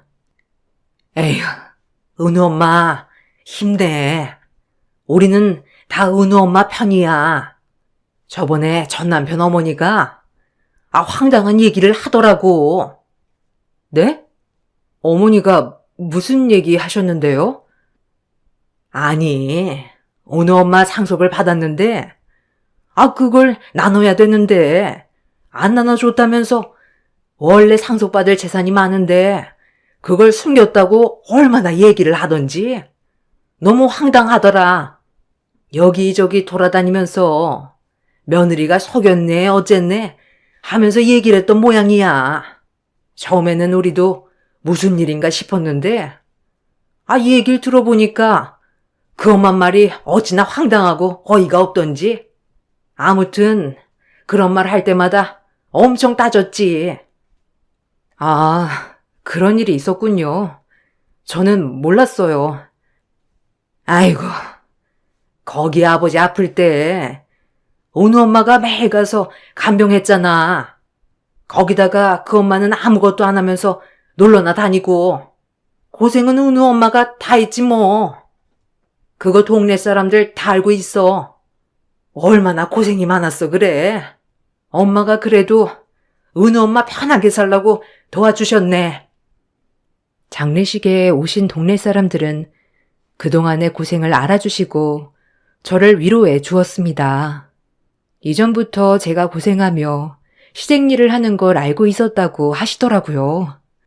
시모가 가끔씩 어처구니 없는 이야기를 했는데 그때마다 이야기해주고 싶어도 남의 가정에 끼어드는 것 같아서 이야기를 하지 못했다고 해요. 그러다가 이혼 소식을 듣고 나서 잘 벗어났다 싶었는데 상속 얘기를 들으니 그시 뭐 속 좀 쓰리겠다 생각하셨대요. 그러면서 저에게 그동안에 힘들었던 상황들에 대해서 위로도 해주시면서 끝까지 장례에 참석을 해 주셨습니다. 다른 형제들이 없었기 때문에 저 혼자 장례를 진행해야 했는데 동네 분들이 도와주셔서 수월하게 장례를 진행해 볼 수 있었어요. 장례가 끝이 나고 저는 내 편이었을 것 같았던 시댁 식구들에게는 전혀 느낄 수 없었던 감정을 얼굴만 알고 있었던 동네 사람들에게서 느끼다 보니 참 많은 생각이 들더라고요. 동네에서 인맥으로 작은 가게를 운영하던 시부는 이후에 소문이 나게 되면서 결국 가게를 접어야 할 정도로 손님이 확 줄어들었다고 합니다. 남편은 계속해서 상속받은 재산을 나눠달라는 연락을 하지만 저는 남편의 이야기에 반응하지 않고 있어요. 혹시라도 저에게 소송을 할까 싶어서 알아보니 상속받은 재산에 대해서는 분할을 하지 않아도 될 뿐만 아니라 특히나 남편과 이혼을 한 상황에서 상속을 받았고 재산 기여도에 아무런 지분이 없기 때문에 나눠줄 필요 없다는 답변을 받게 되었습니다. 저는 엄마가 남겨주신 재산으로 아이와 편안하게 잘 지내고 있어요. 가끔씩 엄마가 생각이 날 때면 잠들어 계시는 곳으로 찾아가 이런저런 이야기를 하곤 한답니다. 아이도 이혼을 하고 나서 그전보다 훨씬 편안해지고 저 역시 생활에 스트레스 없이 잘 지내고 있어요. 엄마는 끝까지 저와 함께하지 못했다는 점을 너무나 미안해 하셨지만 엄마가 이렇게 재산을 남겨주시지 않았다면 저는 힘들게 살았을지도 모르겠다 생각이 들어요. 이렇게 살 수 있는 건 모두 엄마와 아빠 덕분이라고 생각한답니다. 저의 긴 이야기를 들어주셔서 감사합니다. 안녕하세요. 저는 경기도에 거주하고 있는 40대 주부입니다. 제가 오늘 들려드릴 얘기는 저 또한 여기 사연들과 마찬가지로 특별한 사연을 가지고 있어 용기 내어 작성해 보았는데요. 지금부터 제 얘기를 들려드릴게요. 저는 어렸을 때부터 평범한 장녀였어요. 부모님도 조그맣게 닭요리 전문점을 하시는 거 외엔 특별할 것 없는 인생이었죠. 고등학교 때는 남들과 마찬가지로 대학을 가기 위해 열심히 입시 공부를 하였고 그렇게 공부를 열심히 한 결과 원하던 대학을 가게 되었는데 누구나와 마찬가지로 평범한 대학 시절을 보내는 중 학교에서 하는 미팅으로 남자친구를 만나게 되었습니다. 남자친구는 법학과 학생이었어요. 첫 만남부터 저희는 서로에게 스며들듯 연애를 시작하게 되었죠. 그리고 시간이 지나고 남자친구는 사시 준비를, 저는 취업 준비로 들어서게 되었어요. 취업 준비를 하다 보니 과연 취업을 해서 안정적으로 살 수 있을까라는 고민이 계속되었고 결국 저는 공무원으로 방향을 틀어 행정공무원 준비를 하게 되었죠. 그리고 저는 1년 만에 공무원에 합격했어요. 비록 9급 공무원이지만 여자 직업으로서 안정적이라고 부모님은 참 좋아하셨죠. 제가 공부를 하고 취업에 성공하는 동안에 남자친구도 공부를 열심히 하게 되어 남자친구 또한 검사가 되었습니다. 그렇게 저희는 학생에서 직장인 커플이 되었죠. 눈코 뜰 새 없는 남자친구와 연애하는 것은 행복했지만 힘들었습니다. 매번 기다려야 하는 쪽은 제가 되었죠. 하지만 괜찮았어요. 원래 성격이 느긋한 편이기도 하였고 남자친구는 만나면 정말 잘해주었기에 기다릴 수 있었습니다. 저희는 그렇게 배려하는 연애를 하며 사랑을 키워 나갔습니다. 남자친구는 연애를 할수록 저에게 다정다감했어요. 그리고 결혼을 언제 할지 모르지만 결혼을 한다면 저희는 서로와 결혼을 하기로 하였고요. 하지만 연애를 7년째 하다 보니 남자친구는 검사였기에 주변에서 손자리가 많이 들어오곤 했습니다. 엄마가 요새 하도 선보라고 난리쇼. 여자친구 있다고 해도 들으려 하시지도 않고, 일도 피곤한데 죽겠네 아주. 아, 정말? 아, 그럼 어쩌지? 속상하다. 애초에 나를 별로 탐탁치 않아 하시는 건가? 김 빠지네. 자기는 어쩌고 싶어? 나는 결혼을 한다면 너랑 한다고 했잖아. 이것저것 재고 싶지도 않고, 결혼은 사랑하는 사람이랑 하고 싶어. 이게 내 진심이야. 근데 어머님이 반대하시는 거 아니야? 아직 뵙지는 못하였지만 혹시라도 본인이 원하는 며느리상이 있으실 수도 있잖아. 조만간 엄마한테 얘기할 거야. 우리도 결혼하자. 형들도 있어서 우리 엄마 나한테 그렇게 기대 많이 없으셔. 괜찮아. 그리고 너 정도면 훌륭하지 안 그래? 진짜 내 주변 통틀어 너처럼 사랑스러운 사람은 처음이야. 잘해줄게 평생. 같이 살자. 자기야, 지금 프로포즈 하는 거야? 고마워. 행복하다 진짜. 꿈만 같아. 내가 결혼을 하다니. 나도 잘할게. 그렇게 저희는 결혼을 약속했어요. 저희 부모님은 저희 결혼을 두 팔 벌려 환영하셨고 그렇게 결혼에 한 발짝 다가가나 싶었죠. 아유, 그럼 재호가 너랑 결혼하지? 아이고, 내가 검사 사이를 보다니 너무 좋다. 그럼 식은 언제쯤 할 예정이야? 아직 몰라. 그냥 결혼 약속만 한 거야. 천천히 준비하고 알아봐야지. 아직 재호 씨네 집에 인사도 안 가는데 뭐. 재혼의 부모님이 널 좋아해야 할 텐데. 엄마한테는 우리 딸이 최고지만 그래도 혹시나 한편으론 걱정이 되네. 엄마는 무슨 그런 걱정을 하고 그래. 걱정 마. 혹시라도 처음에 마음에 안 드셔도 점점 나를 좋아하게 될 거야. 엄마, 나 믿지? 엄마 앞에서는 당당하게 얘기를 했지만 한편으론 걱정도 되었습니다. 선을 말씀하시는 거라면 여자친구가 있다고 해도 원하는 며느리가 있을 수도 있겠네 생각해서 걱정이 되었죠. 하지만 남자친구를 믿었기에 그만 걱정하자라는 쪽으로 마음이 기울었죠. 그렇게 저희는 본격적인 결혼 준비를 앞두고 양가 부모님께 인사를 가게 되었어요. 역시나 저희 집 부모님은 대학 시절부터 마음에 들어했던 남자친구였기에 맛있는 밥상을 대접하기 바빴습니다. 남자친구 역시 그런 부모님께 예의 있게 행동했고요. 아유, 재호 많이 먹어. 어쩜 너희가 결혼한다고 하니? 내가 밥 안 먹어도 배부르다. 혹시라도 필요한 거 있으면 말하고, 응? 아니요. 진작 찾아뵙고 인사드렸어야 했는데 바쁘다는 핑계로 이제 오게 되었어요. 어머니, 굴비가 너무 맛있는데요? 그래, 우리 재호. 많이 먹거라. 애들 엄마가 재호 온다고 아침부터 장보고 요리해서 이렇게 했다니까. 아, 그러니까요. 가뜩이나 어머니 요리 솜씨 훌륭하신데 그걸 이렇게 먹다니 너무 좋은데요. 아진이랑 결혼해도 어머니 요리 자주 먹을 수 있겠죠?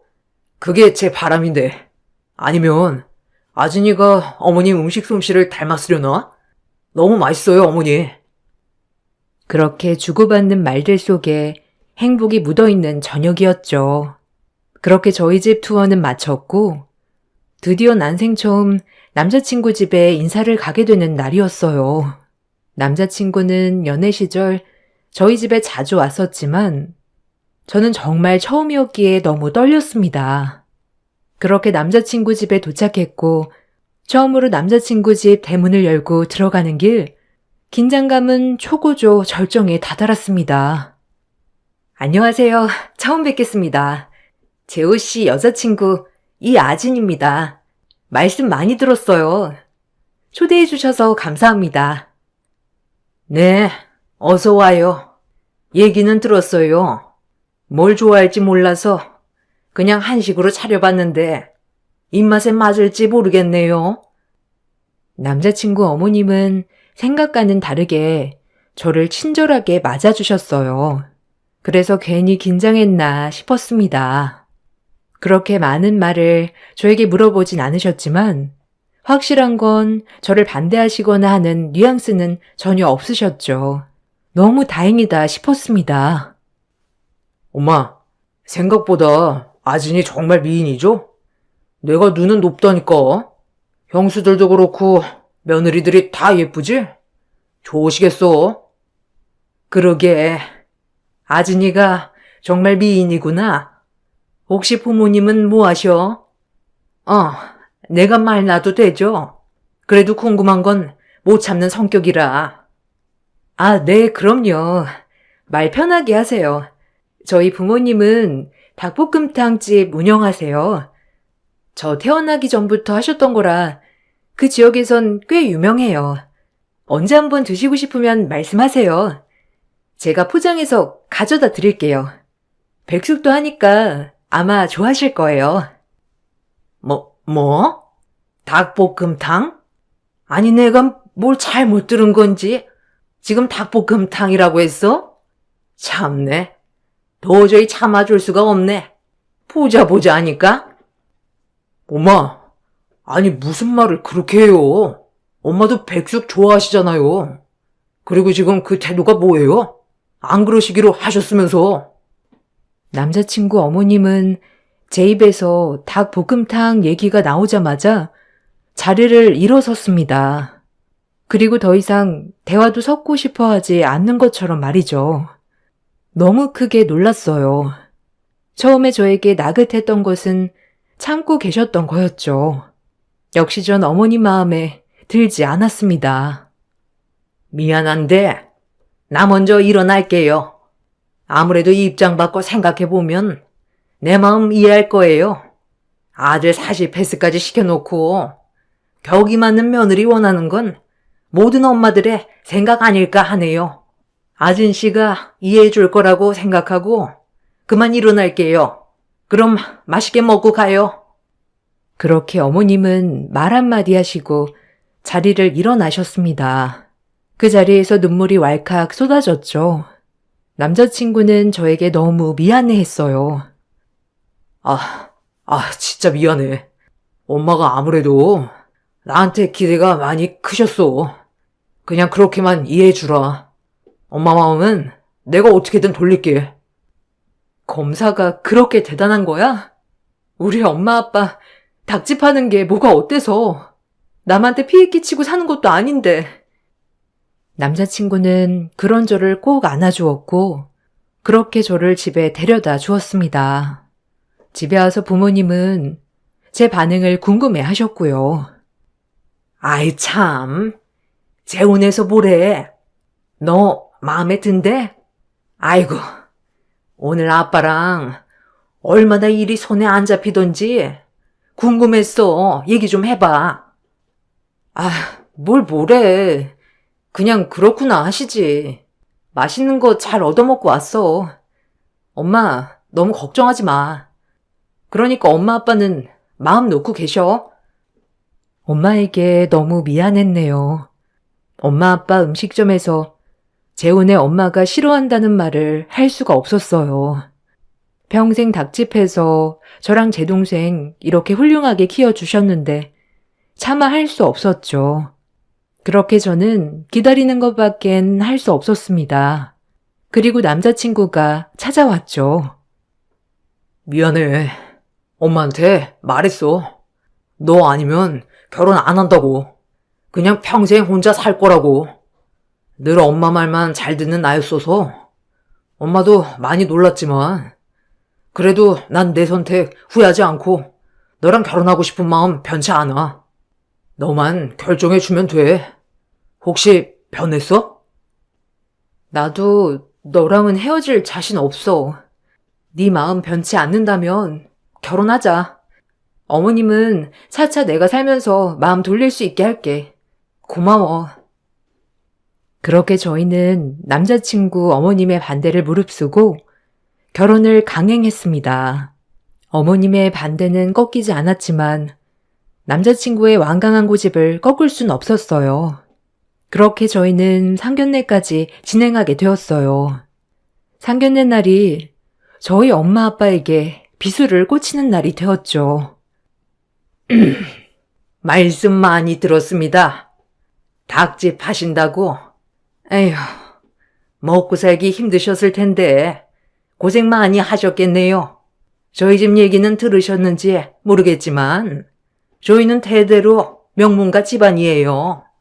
그래서 처음에 재호가 결혼한다고 얘기했을 때 많이 놀랐네요. 너무 안 맞는 것 같아서. 네? 네, 그렇죠. 재호 너무 잘 키워주셔서 저희로서 너무 감사드립니다. 저희가 많이 부족하지만 저희 딸아이는 어디 내놔도 부끄럽지 않게 키웠네요. 그 점 잘 봐주시면 너무 감사드릴게요. 저희 바람은 이것밖에 없습니다. 이왕 결혼시키기로 한 거? 그럼 시켜야죠. 별 수 있나요? 저희가 준비한 예단 목록입니다. 이렇게만 준비해 주시면 돼요. 엄마는 그 종이를 받아들고 놀라셨지만 크게 내색하진 않으셨어요. 혹여나 딸에게 피해가 갈까 싶어 내색하지 않으셨네요. 그리고 상견례가 끝나고 엄마는 차에서 많이 우셨어요. 제가 태어나서 처음 저지른 불효 같았죠. 너무 죄송했습니다. 엄마, 왜 울어? 미안해. 나 결혼하지 말까? 엄마가 그렇게 마음 아프면 나 결혼 안 해도 되니까. 그러니까 울지 마. 미안해. 너한테 미안해서 그러지 이거사. 너 하나만 놓고 보면 번듯하게 잘 컸는데 엄마 아빠 때문에 그 집에서 탐탁지 않아 하는 것 같아서. 엄마 아빠가 너무 미안해. 도움은 주지 못할 망정 피해는 주지 말아야 하는데 처음부터 엄마 아빠 때문에 다 그런 것 같아. 에휴, 이게 다 못난 애비 잘못이다. 어떻게 해서든지 너네만 잘 먹고 잘 살게 하면 되는 줄 알았는데 그게 아니었어. 엄마, 아빠. 왜 그래? 나 엄마 아빠가 이렇게 속상해하는 결혼 하고 싶지 않아. 여기서 그만할게. 그러니까 잊자, 어? 아유, 그만하긴. 재호를 그렇게 좋아하면서 엄마 아빠는 신경 쓰지 마. 결혼해서 행복하게 살면 그게 엄마 아빠한테 하는 효도야. 그렇게 엄마 아빠에게 대못을 받고 저는 결혼을 강행해 나갔습니다. 포기하고 싶었지만 오히려 제가 결혼을 하지 않으면 평생 엄마 아빠는 죄책감 속에 살게 될 것 같아 강행한 것도 있었죠. 예비 시어머니가 주신 예단 목록은 억 단위가 넘는 목록이었어요. 도저히 저희 집에서 감당해낼 수준은 아니었죠. 전 남자친구에게 이건 아닌 것 같다고 말했습니다. 남자친구도 동의했고요. 아니, 이건 좀 아니지 않아? 나 9급 공무원이야. 억 단위라니. 우리 엄마 아빠 형편도 이렇게까지 되지도 않고. 어떡하지? 진짜. 엄마도 진짜 너무하시네. 그냥 준비할 수 있는 만큼만 준비하자. 내가 도와줄게. 그리고 미안해. 너 꼭 내가 후회하지 않도록 해줄게. 나한테 시집와서 최고로 행복한 여자로 만들어줄 거니까 지금 슬픔은 다 잊어. 알겠지? 그렇게 저는 제가 할 수 있는 최대한의 혼수를 준비했어요. 엄마 아빠에게 무리가 되지 않는 선과 제가 모은 돈을 합쳐 3천만 원 가량의 혼수를 준비했습니다. 어머님은 역시나 제가 해온 혼수는 마음에 들어하지 않으시고 못마땅해 하셨죠. 뭐 너한테 기대한 건 아니다만 그래도 구색은 맞춰야 하지 않겠니? 너무한다 정말. 혼수도 네 멋대로 해오는구나 아주. 죄송해요, 어머님. 이게 제 최선이었습니다. 그 이상은 너무 무리예요. 저희 집에겐. 죄송해요. 기대에 못 미쳐서. 됐다. 조금이라도 기대한 게 내 잘못이지. 며느리 중에 막내 며느리가 구급 공무원일 줄 누가 알았어? 참나, 아유 창피해. 어머님은 이제 저희 결혼이 현실로 다가오자 더 못마땅한 뉘앙스를 풍기셨죠. 하지만 앞으로 내가 더 잘하면 변할 것이다 라고 생각하여 참았어요. 언젠간 진심을 알아주리라 생각했거든요. 그것은 제가 생각한 최고의 자만인 줄은 이때는 몰랐죠. 드디어 결혼식이 시작되었고 저의 앞날에 행복만이 열릴 거라는 착각 속에 결혼식은 시작되었습니다. 그날만은 참 행복했죠. 결혼을 하고 저희는 분가를 하게 되어 서울의 조그만 아파트에서 신접살림을 시작하게 되었어요. 결혼 준비 전 마음고생을 너무 많이 해서인지 결혼을 하고선 저희 둘이 살아간다는 생각에 알콩달콩 행복했네요. 하지만 남편과 제가 일을 가면 시어머님은 저희 집에 무단으로 들어와 사사건건 간섭하셨어요. 아무래도 제가 마음에 드시지 않으니 살림에도 관여를 많이 하셨죠. 어머님, 웬일이세요? 말씀하고 오시지. 아침에 출근할 때 너무 정신이 없어서 집도 못 치웠거든요. 식사는 하셨어요? 내가 우리 아들 집 오는데 너한테 허락 받고 와야 하니? 너 말 웃기게 한다. 뭐 하나 마음에 드는 구석도 없지. 너 일 다니고 우리 아들 밥도 못 먹고 다니는 거 아니냐? 하여간 마음에 안 들어. 너네 둘이 산다고 아주 신났지? 내가 그 꼴을 볼 것 같아? 아니에요, 어머니. 저 출근할 때도 항상 재호씨 밥 절대 굶기려고 하지 않아요. 일단 오셨으니 식사하시고 가세요. 오늘 뭐 드시고 싶으세요? 제가 어머님 좋아하는 거 금방 만들어 드릴게요. 이제 재호씨도 퇴근할 거니까 같이 드세요. 닭 요리 잘하냐? 네 엄마 닮았으면 닭 요리 하나는 기가 막히게 하겠구나. 그럼 닭 요리 해보든지 오랜만에 먹어나 보게. 아니 그나저나 집안 가구 꼬락선이며 가전이며 죄다 싸구려. 아휴 진짜 격 떨어져서 정말. 우리 집 아줌마 방에 있는 가구들보다도 못하다니. 이런 집에 우리 아들이 살고 있다는 것만 생각하면 진짜 화가 머리끝까지 나는 걸 내가 지금 참고 있는 거야. 알겠니?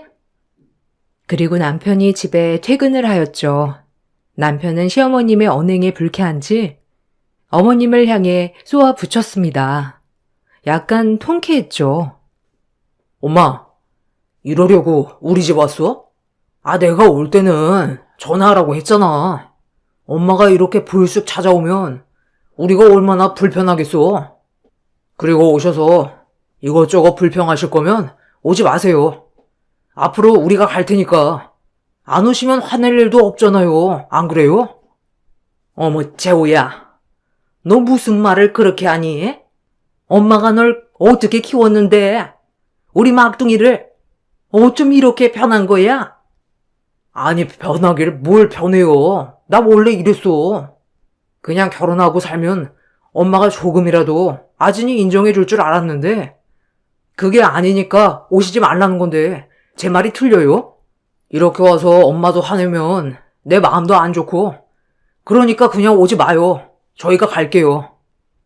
남편의 언행에 기분이 많이 언짢으신 어머님은 저를 한번 쏘아붙이신 뒤 집을 나가셨어요. 제가 뒤따라가려고 했지만 남편은 신경 쓰지 말라며 선을 그었죠.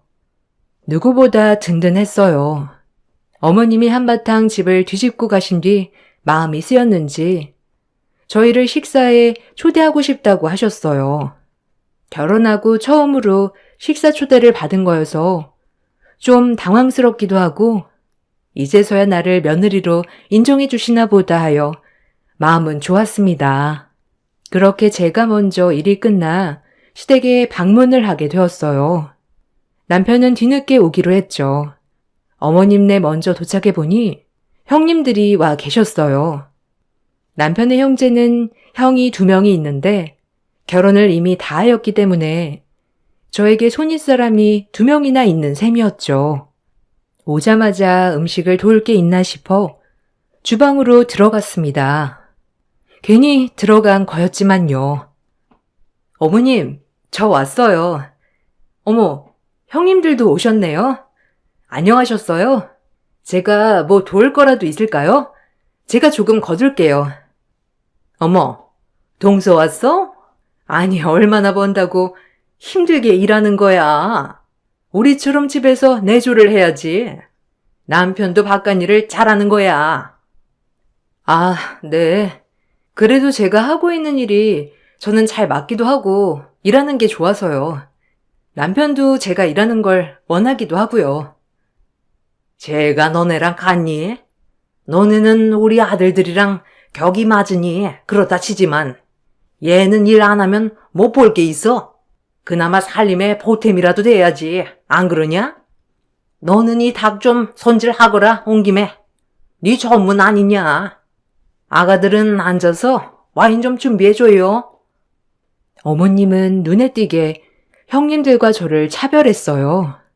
그나마 참고 견뎌야지라고 생각했지만 이런 상황이 반복될수록 마음이 아팠죠. 형님들도 어머님과 마찬가지로 절 무시하기는 똑같았습니다. 형님들은 음대를 졸업하고 미대를 졸업한 재원이었죠.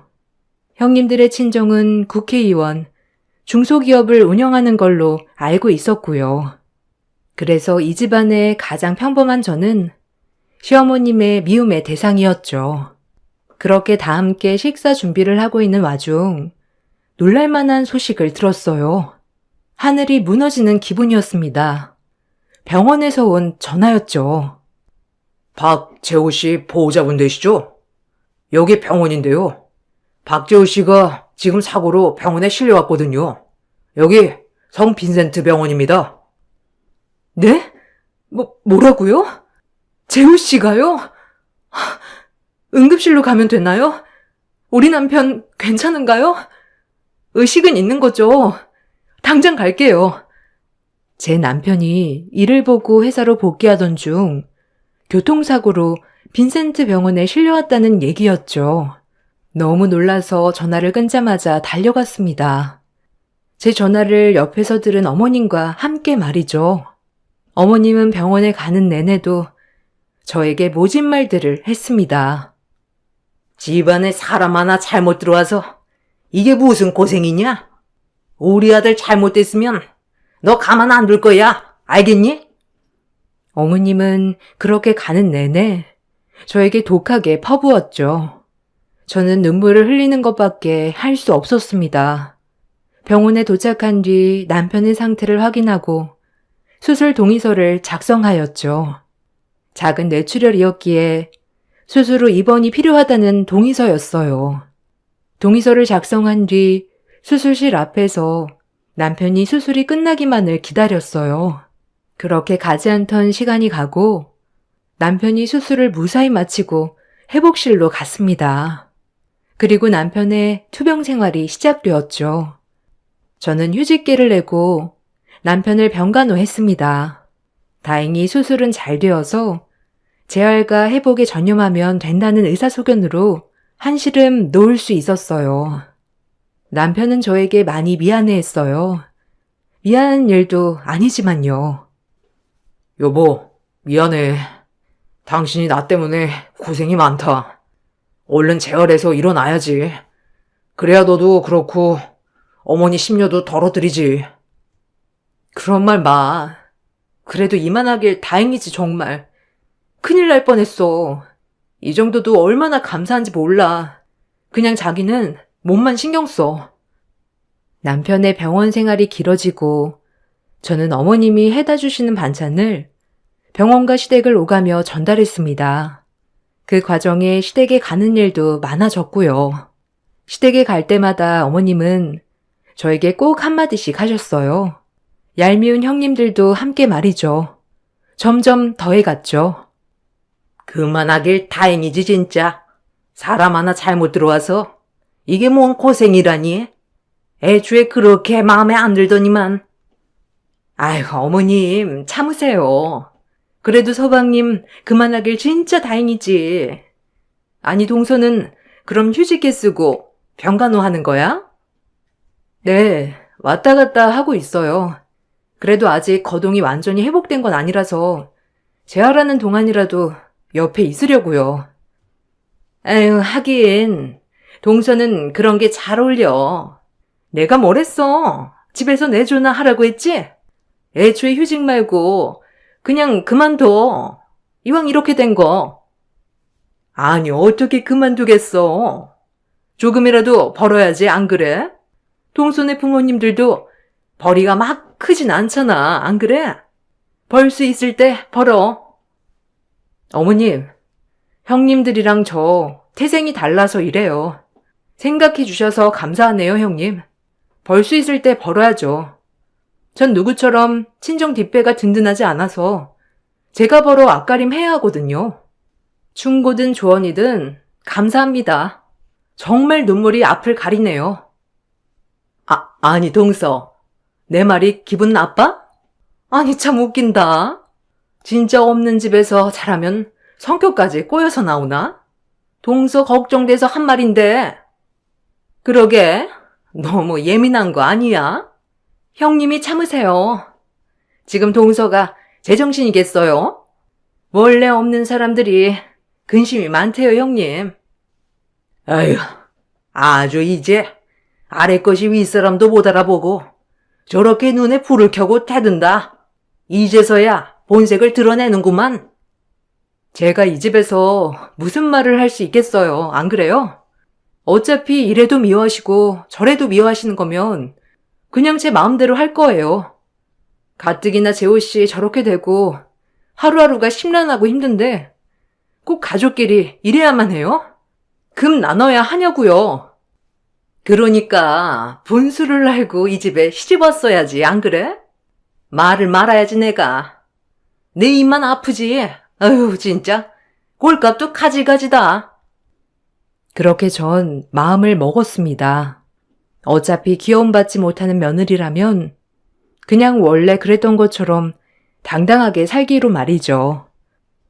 마음은 먹었지만 병원에 와 남편 얼굴을 보니 서러웠던 마음이 북받쳐 울어버렸습니다.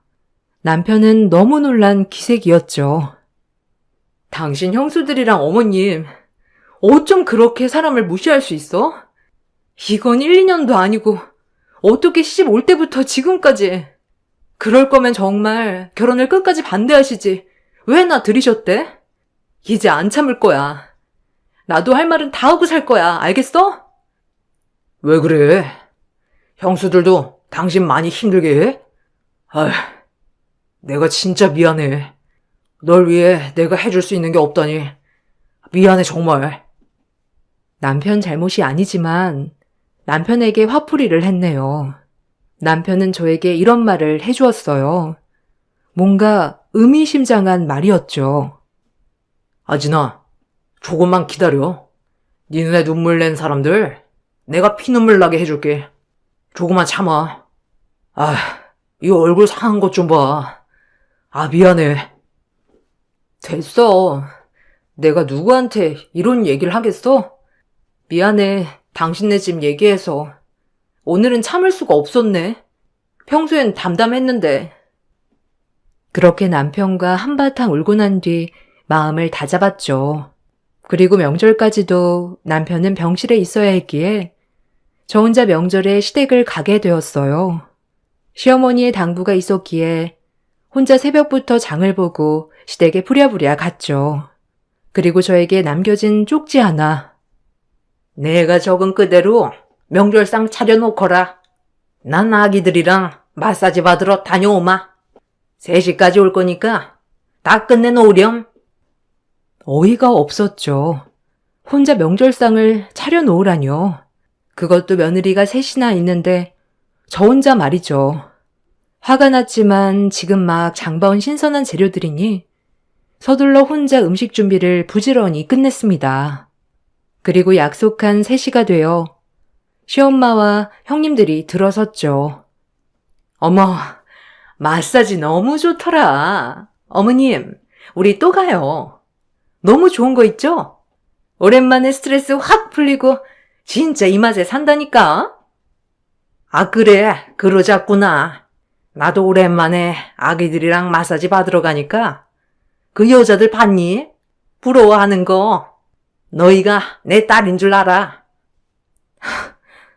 어머님, 형님들, 이제 오시는 거예요? 지금 명절에 세 분이 마사지 다녀오시고 일부러 그러신 거예요? 저 혼자 하라고? 이게 다 투자만큼 대고 받는 거야. 너 얘네가 시집 올 때 얼마나 해온 줄 아니? 자그마치 3억이야, 3억. 그것도 줄여서 1억만 해오랬더니 꼴랑 3천 혼수해오고 네가 지금 궁시렁거릴 거냐? 넌 몸으로라도 내고야지 안 그러냐? 평생에도 모자라 너는. 어머, 3천이요? 아니, 지금 검사 남편 얻어가면서 3천이라니. 나 금액은 처음 듣는데. 아유, 동서, 너무했다, 진짜. 나 소름 돋았어. 제 수중에 있는 돈이었어요. 어머니 형편에 맞춰 하는 거지. 뱁새가 항세 따라갈 일 있나요? 그리고 지금도 충분히 잘 살고 있고, 그거 욕심이란 생각 안 드세요? 전 아직도 후회 안 해요. 그때 무리해서 빚내 결혼했다면 지금 휴직도 못했을 거고요. 병간호도 못했겠죠. 너 병간호 한다고 유세 떠냐 지금? 이래서 없이 사는 것들 들이지 말랬다고. 아주 갖다 붙이기도 잘하는구나. 내 아들이 누구 때문에 다쳤는데 이게 다 너 때문이야 너. 다 이 집이랑 격이 안 맞으니까 그런 사고도 생기는 거라고 알아? 어머님이 그렇게 억지를 쓰고 계실 때 현관에서 인기척이 났습니다. 그건 바로 태어난 남편이었어요. 저에게 말도 없이 퇴원을 집 밖에서 다 듣고 있었죠. 상황을 지켜본 뒤 형님들에게 말했습니다. 이 말을 들은 형님들은 놀래 자빠졌고요. 정말 통쾌했네요. 역시나 안 봐도 훤하군요. 그동안 아진이 어떻게 대하셨을지. 형수님네 아버님 요새 불법 단란주점에 자주 오간다고 정보가 들어왔어요. 그리고 둘째 형수님네는 세금 관련 압수수색 들어갈 거고요. 병원에만 있었더니 몸이 찌뿌둥한 게 가만히 있을 수 있어야죠. 하나씩 해보니까 아주 형수님네 집안들 뒤가 무척 구리대요. 우리 깨끗하게 좀 삽시다. 네? 그리고 엄마, 저 이제 여기 안 와요. 아진이도 안 올 거고요. 엄마가 그렇게 마음에 안 들어하는 아진이 전 없으면 못 사니까 그런 줄 아세요. 엄마 때문에 아진이 도망가면 어떡해요? 안 그래요? 오늘 마지막으로 인사드리러 왔고요. 형수님네도 뭐 알아서 잘 수습해 보시고요. 아니 서방님. 아니 무슨 말이에요 그게? 지금 나 협박하는 거예요? 우리 아빠가 어떤 사람인데 지금 그 말 책임질 수 있어요? 아니 그러기는 말이야. 뭐? 압수수색? 지금 협박하는 거야 뭐야? 아 참나. 서방님 차분히 대화로 얘기해요. 네? 뭔가 오해가 있나 본데. 무슨 오해요? 이가 얼마나 일처리는 깔끔한 사람인데 그동안 병원에서 서류 훑어보던 게 형님네들 자료였구나? 참나. 난 얼마나 고고하신 집안에서 태어났나 했더니 이거 완전 불법 천지들이구만. 어머님이랑 참 잘 어울리시네요. 새 모녀 같아요 꼭. 뭐? 너 말 다 했어? 이게 네 남편이 검사면 다야? 서방님, 형들이 알면 어쩌려고 그래요? 형들도 로펌에 있는데 가만히 있을 것 같아요? 맘대로 하세요. 전 법대로 합니다. 그리고 아마 지금쯤이면 형수님 아버님은 소환명령 떨어졌을 건데 전화 안 해보세요? 형님은 남편 말이 떨어지기 무섭게 제 머리채를 잡아 흔들었어요. 하지만 제 힘을 감당할 수 없었죠. 반대로 제가 두 형님들의 머리카락을 사정없이 쥐고 흔들었네요. 그대로 어머님은 졸도하시고 뒤늦게 온 형들도 뜯어 말렸지만 이미 저와 남편을 말릴 순 없었어요. 그렇게 신나게 머리를 잡아 흔들고 저희는 집으로 왔습니다.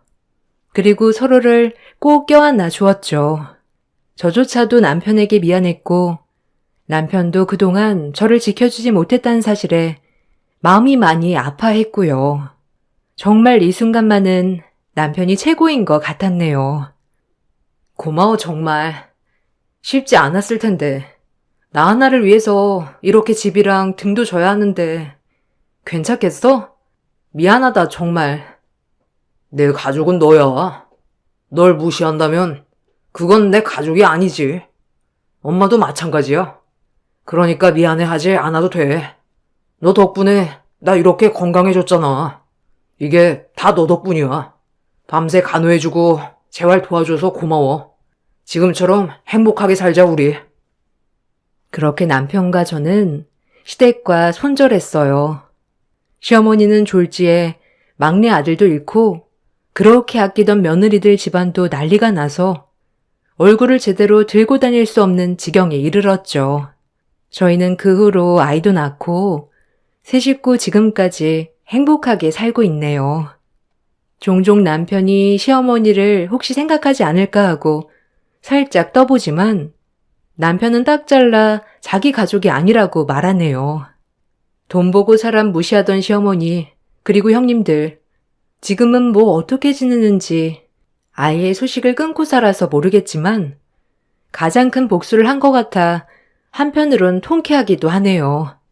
이 집 저 집 들여다보면 사연 없는 집 없다지만 저희 집 또한 특별한 사연인 것 같아 한번 써보았는데 어떻게 읽으셨을지 모르겠네요. 긴 글 읽어주셔서 감사합니다. 감기 조심하세요.